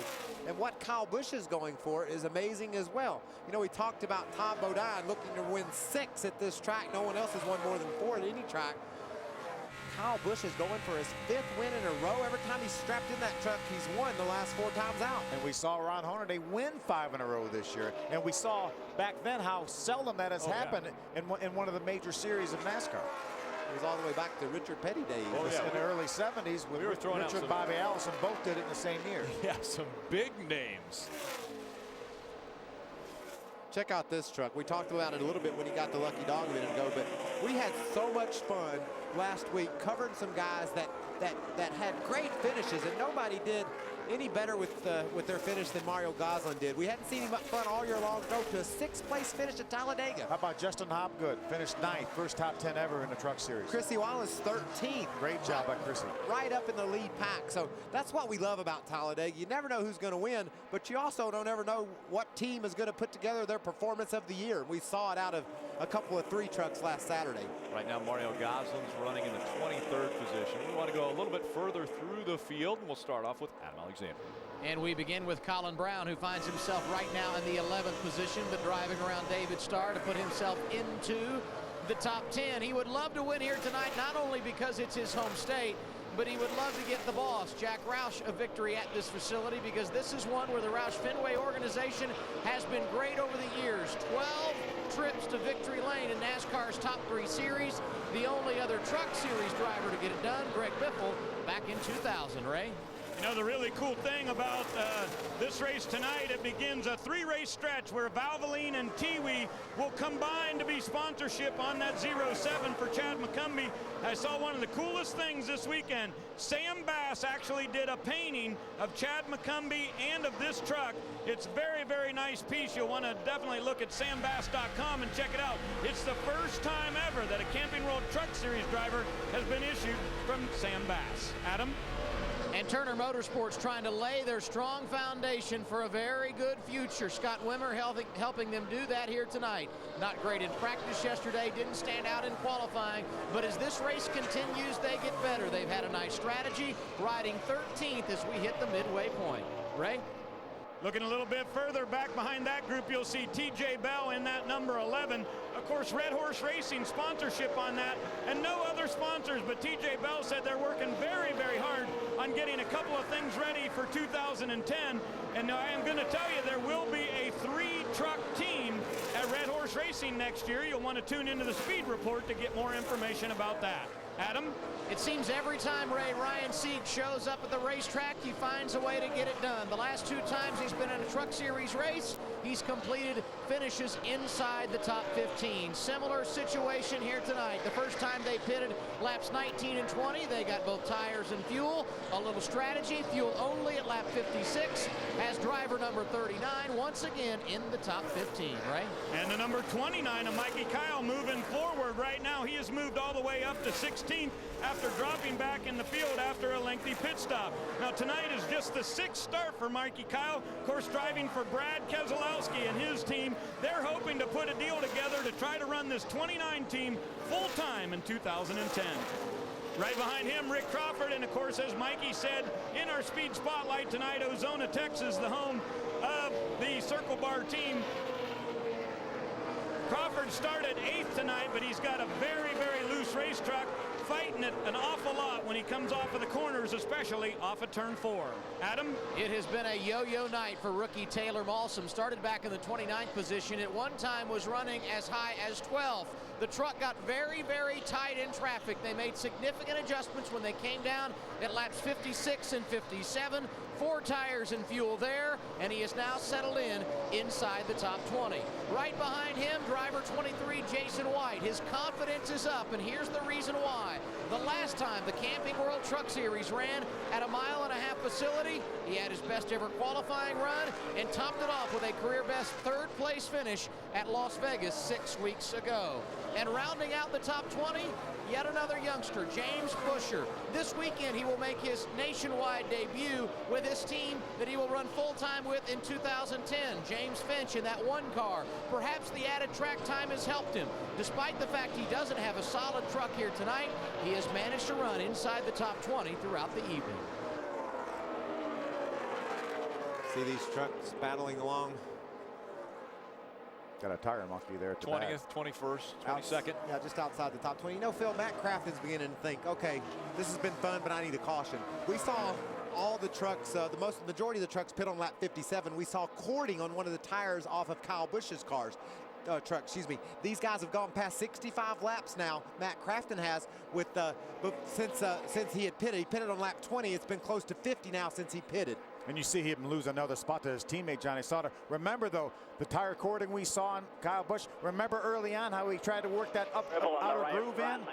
There's no rubber down there. Maybe that contributed to his cording a little bit more than some of these other guys. Matt's nervous right now. He's got one of the best trucks on the track. His tires are going away. He wants that caution to fly so he can come to pit road. To level out the playing field. 10 trucks are off the racetrack. 87, the 41 of Mark Mitchell, Norm Benning, Kramer, Brian Silas, Brandon Up, Ben Stencil, Shane Sieg, Johnny Chapman, David Gilliland, and Nick Tucker all in the garage. We'll be back with more racing in Texas after this. On Monday this week in NASCAR, we'll dive into some of the hottest topics in the world of NASCAR. Would a shorter schedule or shorter races help the sport? The panelists will debate, clarify, and voice their opinions. Catch this week in NASCAR Monday, 8 p.m. Eastern on Speed. That's a good show right there. You want to give us a little preview on what you're gonna vote? You got to stick around for Monday. Welcome back, Texas Motor Speedway. We're under caution for the 3rd time. It was Mario Goslin that had to save it. And then into the grass. But look how close he was to our point leader, Ron Hornaday. Now, you don't see Ron yet. Look at him get a little bit loose now. Ron's going to try to get up inside. Look how close that is. Mario does a great job staying off Ron. He just got a little bit behind in his steering, but did a nice job keeping that truck out of the wall. He spun out right in Ron Hornaday's lap. Field on pit road, Adam. 15th to 4th. That's been the run tonight for young Brian Scott. He has been impressive. He said late in the run, we were giving up the right front. They call for an air pressure adjustment. 4 tires. They will come back for fuel. That service happening bottom of your screen. They will also make a wedge adjustment, Ray. And there'll be a wedge and a track bar adjustment for this Mikasuki Toyota and Kyle Busch. He said his truck is still loose. Rick Wren had a tough decision to make here. They're going with 4 tires. These are scuffs that he has 2 laps on, but he had thought about putting on his first set of tires and saving these for later. He said this may be our last stop. Hornaday is going to be rolling down pit road. He will not be the first one off the pit zone. I think Eric Almirola probably did a 2-tire change right there to get some track position. Taylor Malson, I don't think put any tires on, gains 15 spots. Yeah, I thought we'd see every truck do exactly the same thing on this pit stop. We're just around our window of getting to the finish, and it looks like all the contenders, the leaders, did come in, get tires. They're going to come back and get gas this time by. We didn't have a lucky dog, Rick. It was Mario Goslin when he got passed by Hornaday. That put him a lap down. Then he spun out. And NASCAR's rules state that if you are the lucky dog and you cause the caution, then there isn't a lucky dog. It doesn't get passed on to the next truck. So Mario had a chance to get a second lucky dog, but when he lost his truck, he gave that away.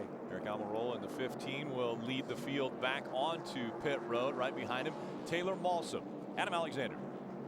And you mentioned Taylor Malson. He will hit his pits and get 4 tires. They got fuel only that first time, Rick. That's the reason they were so quick off pit road. We're going to focus on Brian Scott, who got those 4 tires the first time. Bottom of your screen, the wedge adjustment has been made. They will fill it up with fuel. And yes, he is good to go the distance from here. And he nearly has contact. A lot of time lost exiting the pits for Scott. Ray? And Adam, now you see those adjustments happening for Kyle Busch. You may have thought I was crazy earlier. He did want chassis adjustments. He'll get him there. And fuel going in the BMW Chevrolet. Almirola's going to be back off pit road first. There goes Hornaday. Rowdy behind him, and Todd Bodine will go off 4th. Colin Brown, Matt Crafton, 5th and 6th. Here's the wild ride Mario Goslin had. And very close to the 33 of our point leader, Ron Hornaday. When you dream in speed. Introducing the Speed Dream Ride. You'll see new shows, old favorites, and have the chance to win an experience you've never dreamed possible. Speed Dream Ride is coming soon. Presented by Castrol Edge. Find out more at speeddreamride.com. How about these numbers for Toyota? And once again, another manufacturer's championship in 2009. 64 wins, 67 poles. Again, just joining the series in 2004. A couple of driver titles, Todd Bodine, Johnny Benson. Had a good fortune to be hanging around my brother when he brought Toyota into the truck series with David Rudman and that truck that he campaigned. They've been such a friend to this series. It's great partner to the series. Great to see the success that they've had and the way that they've built the sport up. They've just made NASCAR racing more diverse, more popular among everyone, and it's good to see them have success. But tonight, it's all about a couple of Chevys racing for a championship. How about the look at the boot we just had a shot there? It looked like you could see the flag that they put on there 40 years ago. I thought I saw Saturn earlier. We saw Saturn earlier. I had a view of it, I think. Randy Kaiser brings the pace truck back onto the pit road. And now the field sees the green flag. Chad McCumbee, Eric Almirola up front.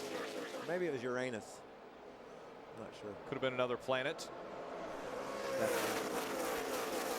telling you guys, talk about most of the Toyota teams from Ray and Adam working pit road. Think they're in pretty good shape on fuel, but I'm not so sure everyone is going to be in good shape on fuel. Well, we've seen a very wide range in some of the distance that these trucks can run on fuel. The Toyota seem to go a little bit further than the Chevys, and it's been a problem for them to make it that far.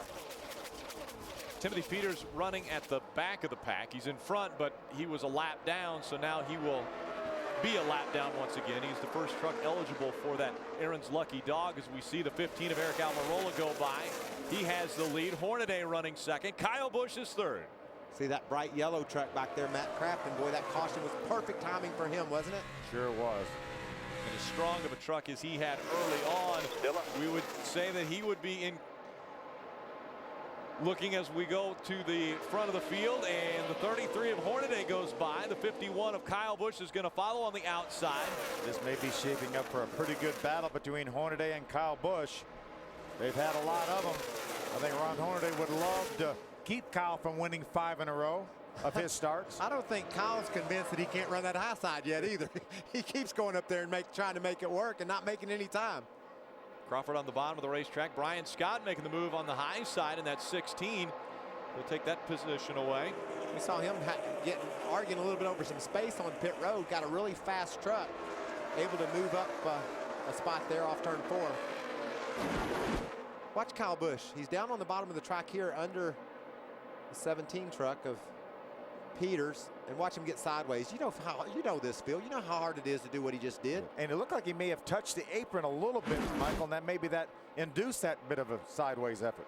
Well, again, if he wins this race tonight, he will have made more corrections to that sideways truck than anyone on the track, and yet still be able to race his way to victory lane. That shows commitment. It shows a tremendous amount of talent. Look at him trying to grab the lead sideways again. He's wanting right now to worry Ron Hornaday to death. He's going to get right on his rear tailgate there.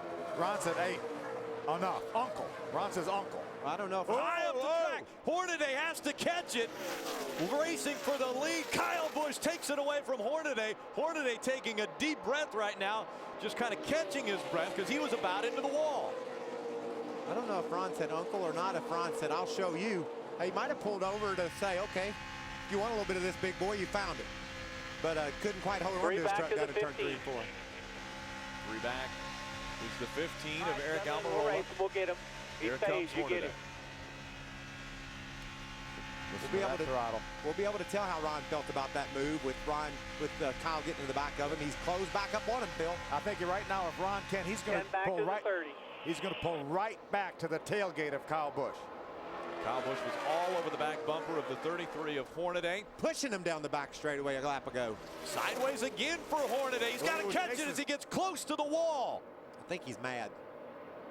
He was sideways down at the bottom part of the track. How much has he worn off his tires just in the past 3 laps? Been an eventful 3 or 4 laps for Ron Hornaday, that's for sure. I think now he just needs to back up here. Just calm down a little bit. Try to keep the 30 truck behind him. Don't worry about the 51 right now. Cool the tires a little bit. Maybe we can make a run at him later on, or maybe get a caution flag, whatever the case may be.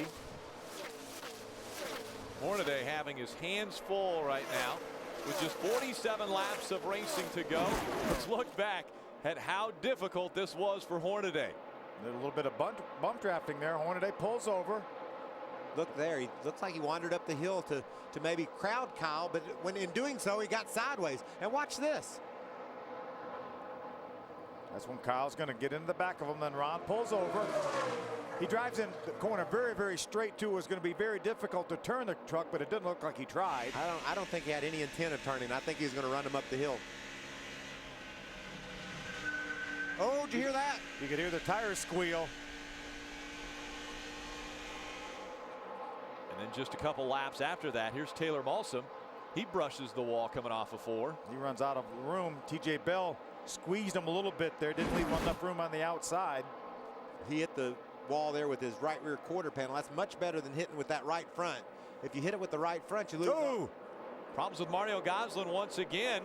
Stacy Compton down on the lower portion of the track. That's another nice save there by Mario Goslin. I don't think he could have made that save if he hadn't made that one earlier. He was warmed up and ready to go, because that was scary. Looked like that truck could get away from him in a hurry right there. Yeah. These guys are having some issues. They really are. Let's see if we can take a look at it. Look at right side of your screen. That's TJ Bell on the outside, Mario on the inside. They make maybe a little bit of contact. Mario gets a little bit sideways, and then real sideways, a little kick save and a beauty by the Nordiques, Mario Goslin. Mario says, front straightaway my tail. This thing's curving, and I'm having a hard time getting down it. Who called this a straightaway? Here comes James Busher, followed by that 39. Mario's still trying to catch his breath. Mario Goslin, he's probably trying to calm down a bit, maybe cool the tires off, just like Ron Hornaday has had to do. These guys are racing right around the 20th spot. I'm impressed with Ryan Sieg. Just week in and week out, he's solid. He's got a fast truck right now going around James Busher. That'll get him inside the top 20. Ryan had a top 10 finish at Gateway, his best this year. There you see the difference between Kyle Busch way up in front and Ron Hornaday running second, right? And his crew chief, Rick Wren, came on the radio and said, regain your composure. We got plenty of time to get back up there and win this race.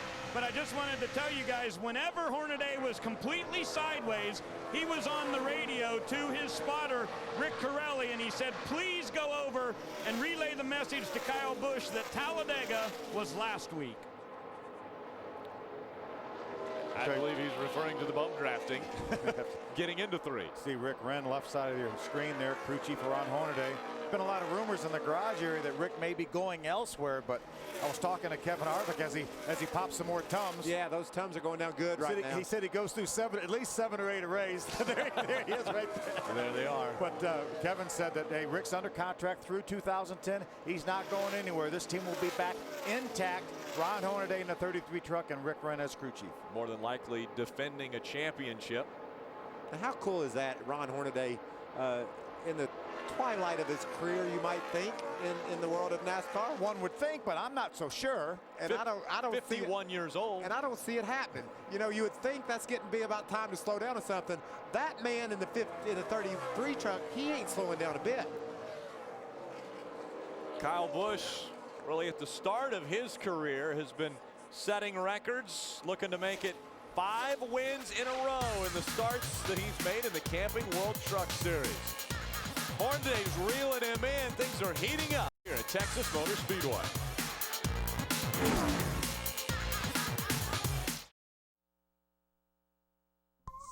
It's Camping World's destination recreation.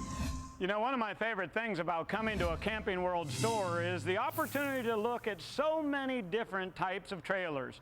Now, this one is by a company called Dutchman, and the camper I want to show you today is called the Colorado. It's very, very nice on the inside, and it's got a great price point. Come on in, I want to show you around. You know, to me, the Colorado is truly the perfect balance between luxury and great value. You know, for years, this very unit retailed for between $50,000 and $60,000, but today at Camping World, you can get one of these impeccable trailers for right around $35,000. And one lucky fan out there is going to win a Dutchman Colorado.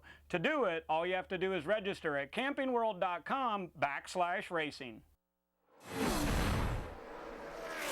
And attention all you Digger fans, you can now get Digger on your computer and get free Digger videos, wallpapers, games, and more. Visit digger.ask.com today. Kyle Busch leading Matt Crafton by 1.8 seconds. Then it's back to Hornaday. He's a second behind Crafton. And Crafton reel in Busch. Stay with us on Speed. Welcome back to Texas Motor Speedway. Kyle Busch now has, well, an 88 truck closing in on him. It is less than a second, the difference between Kyle Busch and Matt Crafton. Hornaday 4.5 seconds behind Kyle Busch. Todd Bodine 5 seconds back from the leader. Kyle Busch lost about 7/10 of his lead trying to get by a couple lap trucks, and then it stabilized to at right about a second. 25 to go. 25. Gotta make it upfield, but gonna be really close.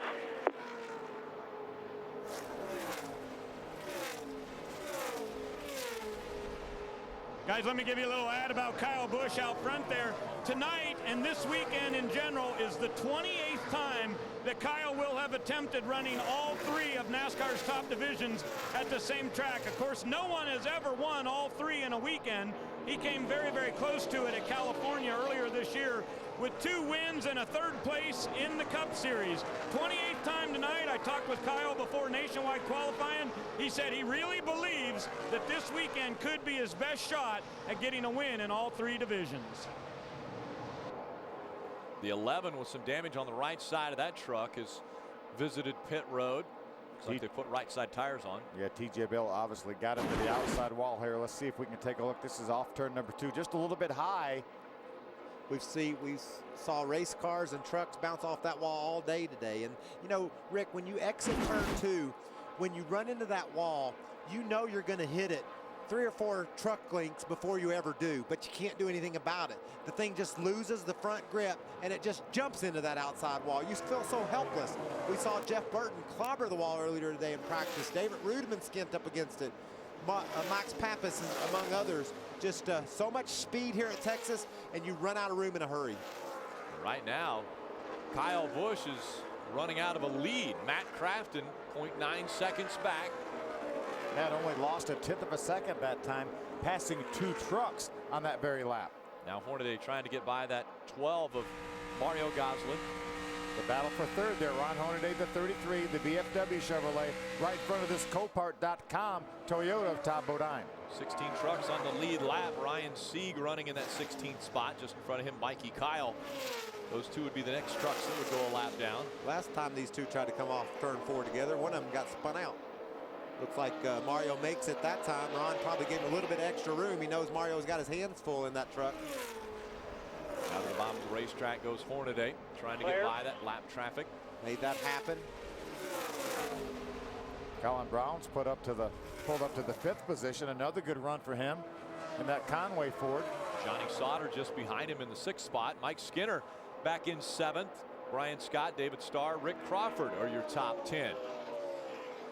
Kyle Busch with an 0.8 of a second lead over Matt Crafton.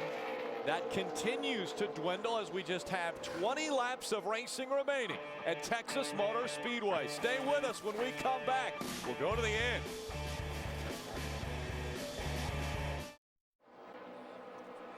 Welcome back to WinStar World Casino 350, presented on speed by Copart.com. Just 15 laps of racing remain from Texas Motor Speedway. Kyle Busch with a 1.3 second lead now over Matt Crafton. And how impressive has he been since the beginning of 2008? Not only in the Truck Series, but in all 3 of NASCAR Top Series. That's pretty incredible. Almost a quarter of every race he started. Of 161 races he's won. And we're talking about racing against the best in the world, Michael. That's unprecedented. We've never seen a streak, or at least recently a streak, where a guy's been able to go out in all three different series and have that type of success. You know, we heard when we were going down to the pits earlier, the 88 team concerned about their fuel rate. They said they thought it would be really close. What are they saying now? Well, Michael, I just checked with Bud Haefele, and he said he believes they're going to make it because he's been telling Matt to save him a little bit. And I just heard on the radio the same information came from Rick Wren to Ron Hornaday. However, he told Horn we're going to be probably 2 laps short. Yeah, and when Crafton's crew chief tells him he thinks we're going to make it, I'm pretty sure he's maybe being a little overly optimistic. And we've seen the lead stretch out recently by Kyle Busch. Probably that is Matt Crafton trying to save Bud Haefele a little bit of fuel. Riding along with Ron Hornaday as he runs 3rd. Todd Bodine runs 4th. Now on the lead lap we have 16 trucks. We have 25 trucks that are still on the racetrack. So if Hornaday were to run out of fuel, you're looking at potentially a 25th or 24th place finish.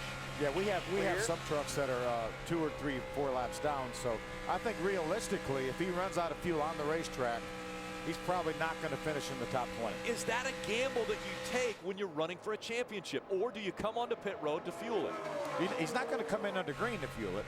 No, he's going to have to. They're taking that gamble. He's going to have to stay on the track and take that gamble, I believe, because if he pits off the track, he's still going to finish 15th to 20th. Yeah, we know he's not going to finish any better than that. Right now, he's got to try to do it. Kyle Busch in the same scenario. Let's hear from his crew chief, right?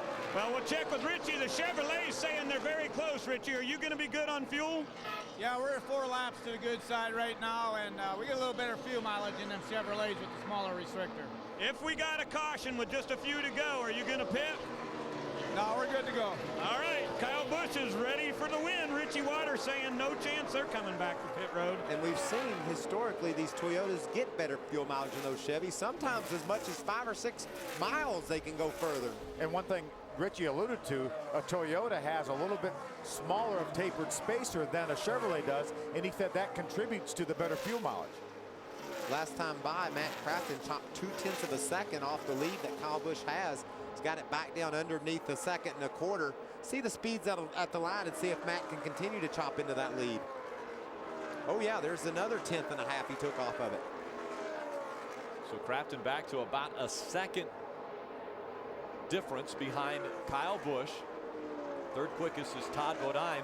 And again, Todd Bodine driving one of those Toyotas, so he might not be as worried about the fuel situation as the two bow ties just in front of him, Matt Crafton and Ron Hornaday. Yeah, right now, Todd Bodine is right up on the back of Ron Hornaday. He's only a couple tenths of a second off Ron right now. Kyle Busch has a little bit of traffic in front of him now. Those are two lead lap trucks. They do not want to give up that lead lap. Ryan Sieg in the 39 and Mikey Kyle in the 29. Ryan, look at Ryan pull over for the leader. Ryan Sieg to the bottom of the racetrack. Kyle Busch will stay high. Kyle stays in the gas at least as long as he can because he knows that 88 is looming back there, trying to get another win in the Camping World Truck Series. That's gonna allow Matt Crafton to gain a little bit this lap. He gained a quarter of a second that time by. 7 laps remain at Texas Motor Speedway. Matt Crafton trying to get so much closer to the 33 as far as points go in the championship. Kyle Busch looking to make it 5 wins in a row in this series. Man, this is drama. You gotta have everything work when you win one of these races. Kyle Busch has got a fast truck but doesn't have enough gas to get to the finish, and a championship looms in the balance with Matt Crafton and Ron Hornaday also worried about fuel. I think one of these guys runs out of gas, Phil. I don't think it's going to be Kyle Busch. I don't think it's going to be Kyle Busch. I think, you know, we have the same engine builder in the 88, Matt Crafton, and the 33 of Ron Hornaday. Mark Smith Pro Motors. Look at Matt Crafton. That lead. This race is one of the most important races on the schedule. Everybody wants to win in Texas. It's a big deal down here. And it's just right there for Matt Crafton. He can taste it. He's closing on Kyle Busch. Can he get there? And does he have enough gas? There's another reason that this is the most important race of the year, Michael. It's the next one. It's this one. It's this one. The most recent race, the most important. Here comes Matt Crafton, working his way around the outside of Mikey Kyle, trying to reel in that 51 of Kyle Busch. Did he learn something when he went up high there? It looked like he made a lot of ground on Kyle Busch when he went to the high side around that traffic. Ray Dunlap. Kyle Busch saying he thinks he may have a problem with the right front on that truck. He says, I've got a vibration. The right front has given up. Not sure we can hold him off. 4 laps of racing to go. Kyle Busch just in front of Matt Crafton. A half a second separate the two trucks. He's got his teammate Eric Almirola. Look how high Eric goes to give Kyle room to get by. Now here comes Matt Crafton. We'll see if he gives him the same courtesy as they go down the backstretch. Crafton looking at the bottom. There goes Eric Almirola up high. Classy move by Eric Almirola right there. Let those two guys race for it. Under 5 miles of racing to go. They cross the start-finish line. The difference this time is they go by 0.6 of a second. That is a little bit of an increase for Kyle Busch, looking to make it 5 in a row in the Truck Series. What a great corner there for Matt Crafton. Looks like he chopped back into that lead somewhat. We've seen Kyle Busch lose a couple of those nationwide races in the last few laps, finishing second more times than he cares to remember. He doesn't want to have that happen here tonight. Way back in third, Ron Hornaday 10 seconds behind Kyle Busch. When they cross the stripe, 2 laps of racing to go. Is the gap closed? No, it stays the same. Kyle Busch, Matt Crafton, 1 and 2. Matt Crafton's doing all he can do. Tongue hanging out, trying to gain something on Kyle Busch. He just wants. Nice 1 and 2, dude. If there's any way that truck could just look a little bigger next time by, it would mean the world to Matt Crafton. He's just wanting to gain on him any way he can. Coming out of turn 4. Tim Lopez, the flagman, grabs the white flag. It goes in the air. 1 lap of racing to go from Texas. That's going to have to do something quick. Doesn't gain anything there. If he gains anything, it's minimal. Kyle Busch has won at California, at Atlanta, and then the last 4 races he's been in: Bristol, Chicago, New Hampshire, and Talladega. Can he add Texas to the list and start off his weekend for the trifecta? Kyle Busch comes to the start-finish line. Kyle Busch wins in Texas. Matt Crafton makes it to second. Let's see if Hornaday can stay in third. There he is. He holds off Todd Bodine and gets that 3rd spot. Colin Brown comes home 5th. Johnny Sauter with a 6th place finish. Impressive. Brian Scott 7th. Skinner is 8th, David Starr 9th, Rick Crawford with a top 10 finish. Let's go back trackside to Ray Dunlap. Well, let's hear from Richie Waters. Kyle coming on the radio right now saying, thanks, guys, great race. How concerned were you when you saw that blistered right rear in the early part of the race? Well, I was concerned because all weekend we really didn't show no problems with the tire till that one pit stop there. And he was a little bit hard on it in the beginning, but you know, this Toyota Tundra was pretty good after he made them last adjustments when he got back out front. It sure helped. And I want to thank Mikasuki and Gateway Pharmaceutical for helping us. Billy Blue, of course, and for Kyle driving this thing. He does a great job. And all the guys work so hard on this team, and this is all for all them guys. 5 consecutive wins for Kyle. I think this kid's going to be all right. I think he's got what it takes, yeah. All right, congratulations. Richie Waters gets his 15th career win in the Camping World Trucks. And the 16th win for Kyle Busch in this series in his 67th start. We talked about the win percentage for Kyle Busch. That's 24% here in the Camping World Truck Series. It just went up a little. It went up a little bit. Yeah. Impressive. Listen, Rick, this is pretty cool. This year, Kyle Busch and Ron Hornaday both won 5 races in a row in the Truck Series. Way back in 1971 was the last time that happened, and guess who did it that year? Richard Petty and Bobby Allison both won 5 races in a row. So it doesn't happen very often, and it's pretty cool that a pair of them did it in the same years. Kyle Busch will be trying for the trifecta at Texas Motor Speedway. He's got the first one out of the way. The Camping World Truck Series trophy is his. The nationwide race tomorrow and the Cup race on Sunday. The next 2 for Kyle Busch. He'll be in victory lane when we come back. Welcome back to Texas Motor Speedway. Once again, we see the 51 driven by Kyle Busch in victory lane. It is his 60th win in the top 3 series of NASCAR. He's climbing out. Let's go to victory lane. Accolades coming in for a victory in the WinStar Casino 350. Kyle, I think you're getting the hang of this. It's working out pretty good for you. That's cool, man.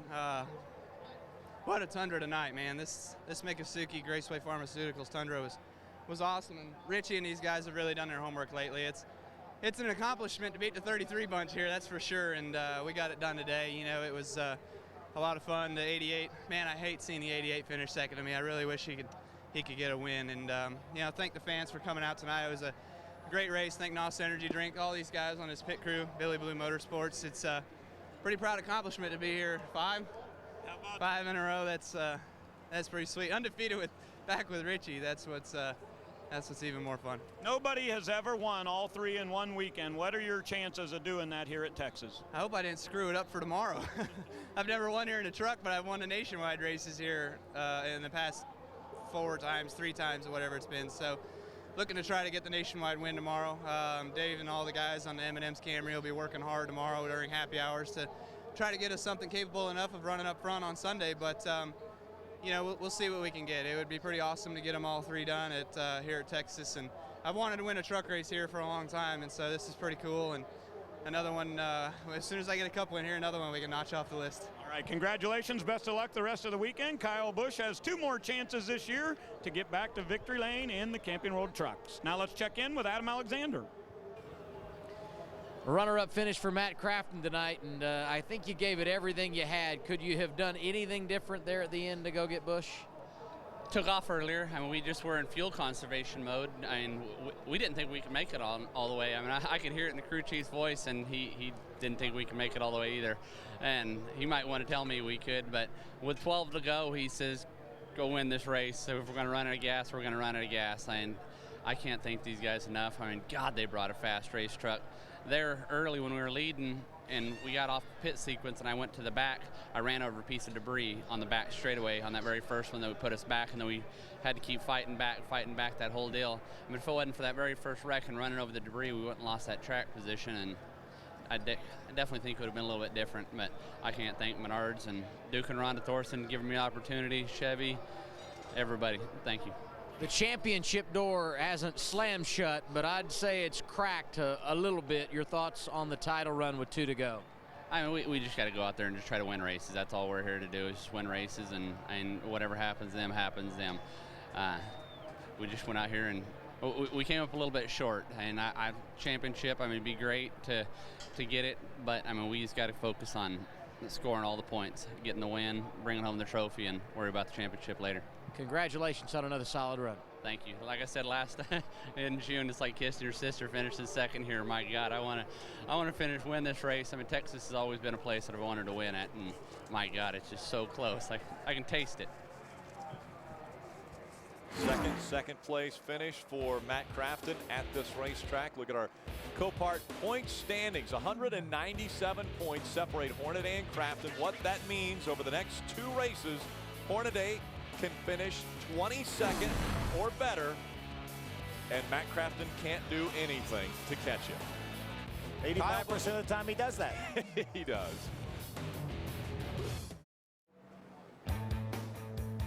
Track President Eddie Gossage handing Kyle Busch the trophy as they continue to talk to him in victory lane. Kyle Busch grabbing another win in the 2009 season. How impressive has this young man been? Very. It's really phenomenal. As you can see, the 5th straight season that he's won in all 3 divisions, and he's won 18 times this year. 18 wins. No wonder he gets so mad when he doesn't win. He's really used to it. A lot. Adam Alexander. Yet another top 5 finish for Ron Hornaday this evening, and your thoughts on a good run here tonight, Ron? That was a great run for the VFW Chevrolet, but that's not the way we wanted to finish. And Kyle lifted me up pretty good down the back straight. The bumper's been on pretty good, so it's hard to race with somebody what don't make a living at it and don't care about points, and it's tough. So that made my tires mad in 3 and 4, and I don't think I could help Crafton off. He had a very good truck tonight, but we'll take what we get and go on to the next 2. Talk about that save, because there was a time there when it looked like you could lose the truck. It was locked. It was locked. It happened twice, down the back straightaway.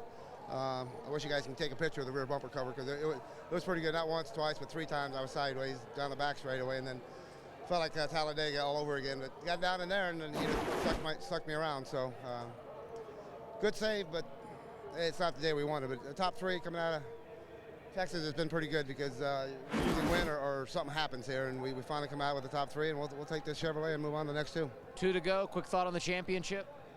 Racing. I just need to win the next 2. He's where he needs to be, no doubt about it. Well, another top 5 for Todd Bodine. I haven't seen you this disappointed. I know you're used to being over where Kyle is in victory lane here at Texas. Yeah, we were just too free. The way the rules package is, these Tundras, to keep them to run with them other guys, we got to really trim them out and really be free. And we stepped over the edge a little too much, had it too free. Kyle, again, they hit it right on the money, nice and free, without being loose. And but it was still a good run. Copart Tundra was fast. Yeah, I'm disappointed. We wanted to get another win at Texas, but 4th is good. The way the middle part of the season was going, I think this is like 5 or 6 top 5s in a row. So we're back in form and we're doing things right, and that's about all you can do. Maybe some light at the end of the tunnel. Todd Bodine finishes 4th. Another top 5 finish for Todd Bodine as Kyle Busch hoists the trophy above his head, wearing the black cowboy hat. A lot of guys think he is the villain in the NASCAR world, but today he's in victory lane.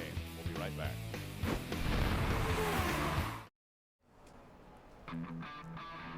Welcome back. WinStar World Casino 350, presented on speed by Copart.com, goes to Kyle Busch. Matt Crafton coming home with another 2nd place finish at Texas Motor Speedway. That's his 2nd. Hornaday just behind Crafton, so only 5 points lost in the championship battle. We know Hornaday wanted to win the race, obviously, but nonetheless, with 3 races to go with over a 200-point lead, he did exactly what he needs to do. Now he goes to Phoenix and Homestead, and knowing that he has to average a 21st place finish. And the championship's his. For the 4th time. 4 championships is what he is looking to garner. No one has done that in the series. Jason White, nice 11th place finish. And Ricky Carmichael logging some laps, getting a 12th place finish. That's a good day for Ricky. Yeah, Scott Wimmer in the first race for Turner Motorsports gets a top 15 finish. That's a good start for them. Taylor Mossam down in 18th. It looked early in the race he could get a top 10, but that truck went away on him. Mario Goslin, a couple wild rides around Texas Motor Speedway. He comes home 21st, 2 laps down after his career best finish a week ago at Talladega. Field winding out. Let's go back trackside to Adam Alexander. Colin Brown with his second top 5 finish in the last 3 races. This has become a pretty good racetrack for you and a good combination of a good truck and a solid pit work tonight.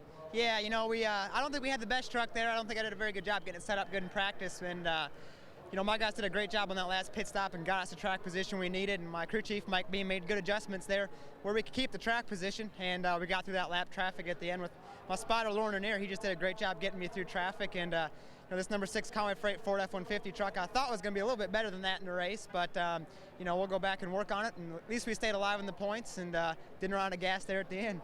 Nationwide series for you in 2010. How important is it personally to get a victory in one of these last 2 races?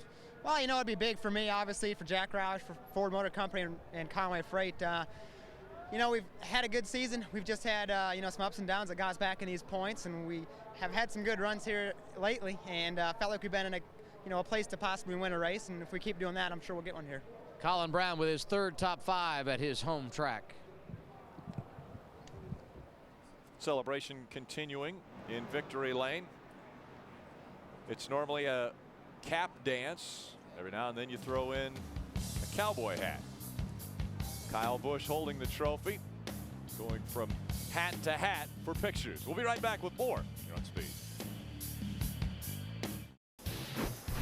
The NASCAR Camping World Truck Series is presented on Speed by Copart.com, an online auction where you control the price you want to pay. Visit Copart.com today. And brought to you in part by Toyota. For more Toyota racing information, visit ToyotaRacing.com. Toyota, moving forward. I bet you could get a Toyota on Copart.com. They got zillions of cars. Zillions. That's a lot of cars. There's a Toyota in victory lane. It was driven by Kyle Busch. Let's take a look at how he got there. Our race recap will show us. Green flag in the air under the lights from Texas Motor Speedway. It was Matt Crafton and Todd Bodine that brought the field to that green. Then early on, lap number 17, Ben Stansel gets turned around coming off turn number 2, hard into the inside wall. Major contact to that 73 truck. We had a lot of action in this race. Guys running into each other, guys hitting the wall. Good battles. 6. Kyle Busch going to the inside of Todd Bodine and bringing Ron Hornaday with him. Watch Ron. He doesn't quite have Todd clear. That could have ended his night in a hurry. Fortunately, Todd was on the ball there, backed off, gave him some room. Hornaday had his hands full a few times going for the lead by Matt Crafton. He was able to hang on to it, got by. A little fresher tires at that moment than Matt Crafton did. Lap 88, Mario Goslin, hang on. Here comes Hornaday to the inside, a little contact, and then Mario Goslin across the inside and infield grass. Taking those monkeys for a ride. A little rougher night here at Texas than it was for Mario last week when he came home in 6th place at Talladega. Remember, he got spun out at Talladega last week as well. There's a little contact going into turn 3. Kyle Busch over the back bumper of Ron Hornaday. Then Hornaday up the racetrack, has to grab a little more wheel, and Kyle Busch goes right by. That's what Ron was talking about in his interview after the race. That hacked him off right there, made him mad. Final lap, a second difference between he and Matt Crafton. Kyle Busch celebrating once again in the Camping World Truck Series. It's his 7th win of the 2009 season. That is the most of all drivers. And his 5th in a row. The last 5 times he's got in that truck, he's won. That's amazing. 7 different drivers were out front. 10 different times they changed the lead. The average speed 146.28 miles per hour. That's because we only had 3 cautions, only 14 laps under the yellow flag, and 10 were out of this race. Let's go back trackside to Adam Alexander. A solid effort for Jason White. The last time at 1.5 miles you had your career best finish. Not that this evening, but no doubt a good run for your team. Yeah, it was a decent run. The Gunbroker Dodge was pretty good tonight. It wasn't as good as what we wanted to. We tried some different things, but all in all, it was a decent night. We got a good truck for Homestead. How tough to manage strategy tonight? It was.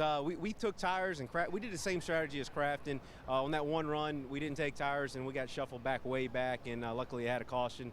But right there at the end, it was pretty good. See you in the desert. Sounds good. Thanks. Repainting the walls where a few different drivers got into the wall, and we saw a lot of that in turn 2. We saw a lot of guys chasing the trucks up, making a little contact with the wall. We saw the 11 of TJ Bell. He had to come in and get 2 right side tires. Why is turn 2 so difficult at this racetrack? Well, Phil, you know, as you sweep down into turn 1, that's as fast as you're going on this big track. The front straightaway being a double dog leg, it gets you down into turn 1 with so much speed, and you carry it through the center of the turn, and everything seems to be going okay really late.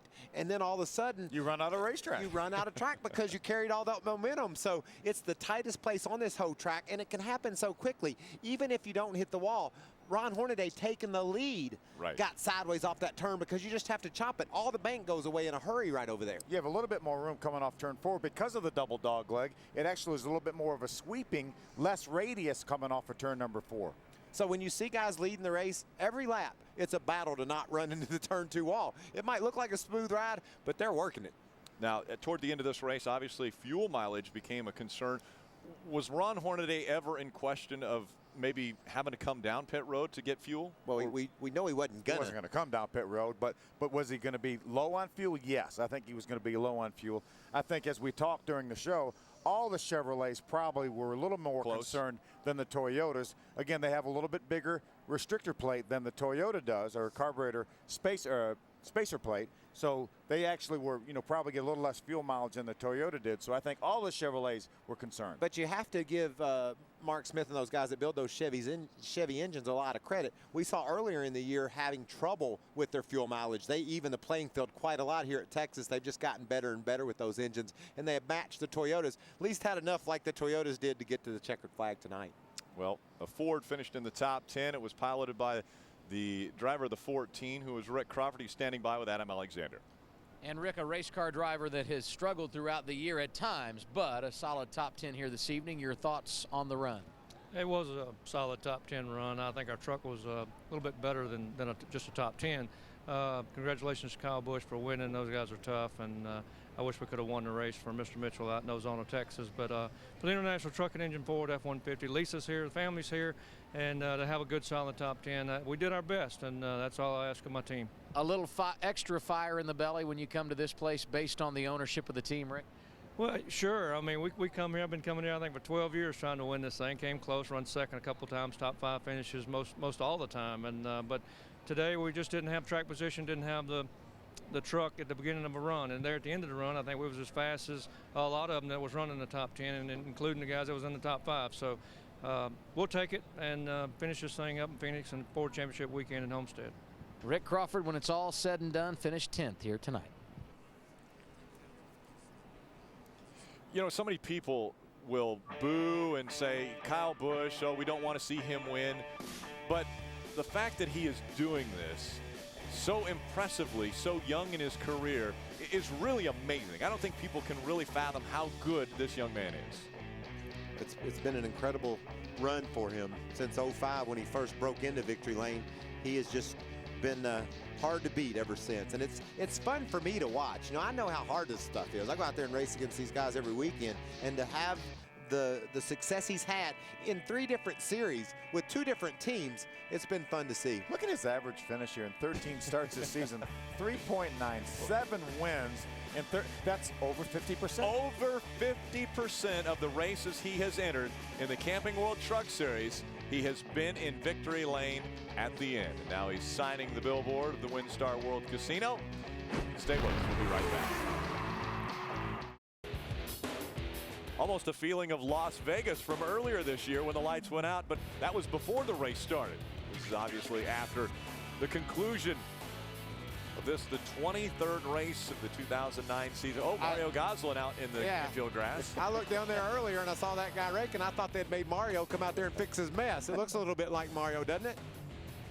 Mario across the grass earlier this evening, but they're going to fix that up and get it ready for tomorrow's festivities. Let's go back trackside to Adam Alexander. It is always good, Rick, when the local boy comes home and does what he's supposed to. Another top 10 run at Texas for David Starr. Your thoughts on returning home and being so successful? Great to be back at Texas here. We're a little disappointed with our finish, but hey, Ken Olson, Steve Hurst, we had about 200 employees from Zachary here, and hey, it takes a force. And today, Jason Miller, my crew chief, we didn't have a very good truck at the start of the race, and we kept fighting and worked on it after every pit stop, got better, and right there at the end, I mean, we had a real lightning ship. Our Zachary Toyota Tundra was pretty strong at the end, but we just had too much real estate in between us and the leaders. But another top 10, we can take that momentum and go to Phoenix and see if we can get into victory lane for the first time this year. See you in Phoenix. See you there, buddy.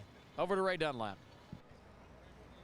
Well, obviously not the finish that Chad McCumbee wanted with brand new sponsorship tonight. Tell us what happened to you this evening here at Texas. Well, you know, it started out, I thought we had a good solid top 5 run going, and we got behind on a pit stop ordeal there, and we thought we had a penalty, but we really didn't, and really wasn't hearing things really good. And then we tried something at the end there, and we wanted to stay out, and you know, we didn't come here to run second. We come here to try to get that very first win, and ended up cutting down a right front tire, and it was starting to lose there and starting to come apart pretty good, and caught it just in time. But unfortunately, lost 2 laps coming down pit road. So. But, you know, I can't thank the folks at T-Wee and Valvoline enough. We got their new program, you know, their fuel proof guarantee on board this weekend, and, you know, really promoting, trying to, you know, get truck fleet owners, you know, better fuel mileage and the program they've established there. So it's unfortunate. I hate it, but, you know, I told all the guys, you know, you got to stay pumped up. We're going to go to Phoenix and continue to improve our program. We were at the top of the board, you know, all through practice, all through qualifying, and I felt like we'd have had a good solid top 5 tonight. Well, they finished 20th, and guys, remember I told you that really cool Sam Bass poster? I think I can get him to sign you one. Turner Motorsports going to be around to stay, and a nice effort tonight. Scott Wimmer comes home 13th, and you guys had to work pretty hard for that, I think, huh, Scott? Yeah, we did. We adjusted on the truck all night, but all the guys did real good. And first time out, it was a pretty respectable finish. I think the run before the last, we could have maybe finished in the top 10, but truck's in one piece, and be able to take it to another racetrack and work on it a little more from there. You got to have a good foundation if you're going to be successful, I guess, huh? Yeah, it's tough. You know, you work with different people, and you know, I think third time driving a truck, so it's a lot different than the cars are. And we learned a lot about each other today and what we need to do to make the trucks faster. So next time when we come back, we'll unload faster, and I think we'll be closer to front. A very respectable run for Scott Wimmer and this team here tonight. Scott Wimmer finishing up 13th this evening. I'll tell you what, here at Speed, we try to give you as much coverage as possible from when the trucks or cars are on the racetrack. And I tell you what, since 10 o'clock this morning Eastern time, our crews have been on the air. And so we want to give a big shout out to them for doing a spectacular job. That's Nelson down there on camera. And our director, Roger, has been, I think, sitting in that same chair for about 12 straight hours. Well, I'm just so thankful they're there, and they work so hard all day long, because I sat in my bus a lot of the day and I got to watch the Nationwide cars practice. I got to see some action in the Cup Series, then qualifying. I mean, how fun was it to just know that everything that happened at Texas today, Speed had their arms around it. And Michael, we can remember when none of that was on TV. Who's running that? That camera's waving to us. Say thank you for the shout out. But remember, none of that stuff was on TV years ago. Let me just tell you real quick, Phil. Me and Mom and Dad used to get in our car and drive 1 hour from Owensboro to sit on the side of the road to listen on the radio to Darrell Racing NASCAR. I did. And my dad and I did the same thing to listen to Benny Racing. And so fast forward to today, Speed comes on. 13 hours later, we're still talking about NASCAR racing. I love what the... And we're going to be back next week doing it Friday again. the 13th. That's Phoenix International Raceway for the Lucas Oil 150. Hadn't there been a lot of Friday the 13th lately? I remember a few. Those were movies. Yeah. Okay. Well, maybe I think there's been about 12 of those. Back to the 1 mile flat Phoenix International Raceway, and that is the original racetrack for the the Camping World Truck Series. That's where it all started. We've got 2 races remaining in the 2009 season. Kyle Busch once again in victory lane. Ron Hornaday 1 step closer to that championship. These guys got with it here in Texas. A lot of speed, a lot of fun. Hornaday, a couple close calls for Ron Hornaday tonight. Sure enough, had his hands full. In the end, Kyle Busch had his hands on the trophy. If you thought racing on Halloween in Talladega was scary, wait till you see the trucks in Phoenix on Friday the 13th. With only 2 races left to determine this year's champion, anything can happen. Catch all the action starting with the setup live at 7:30, only on Speed. Be there.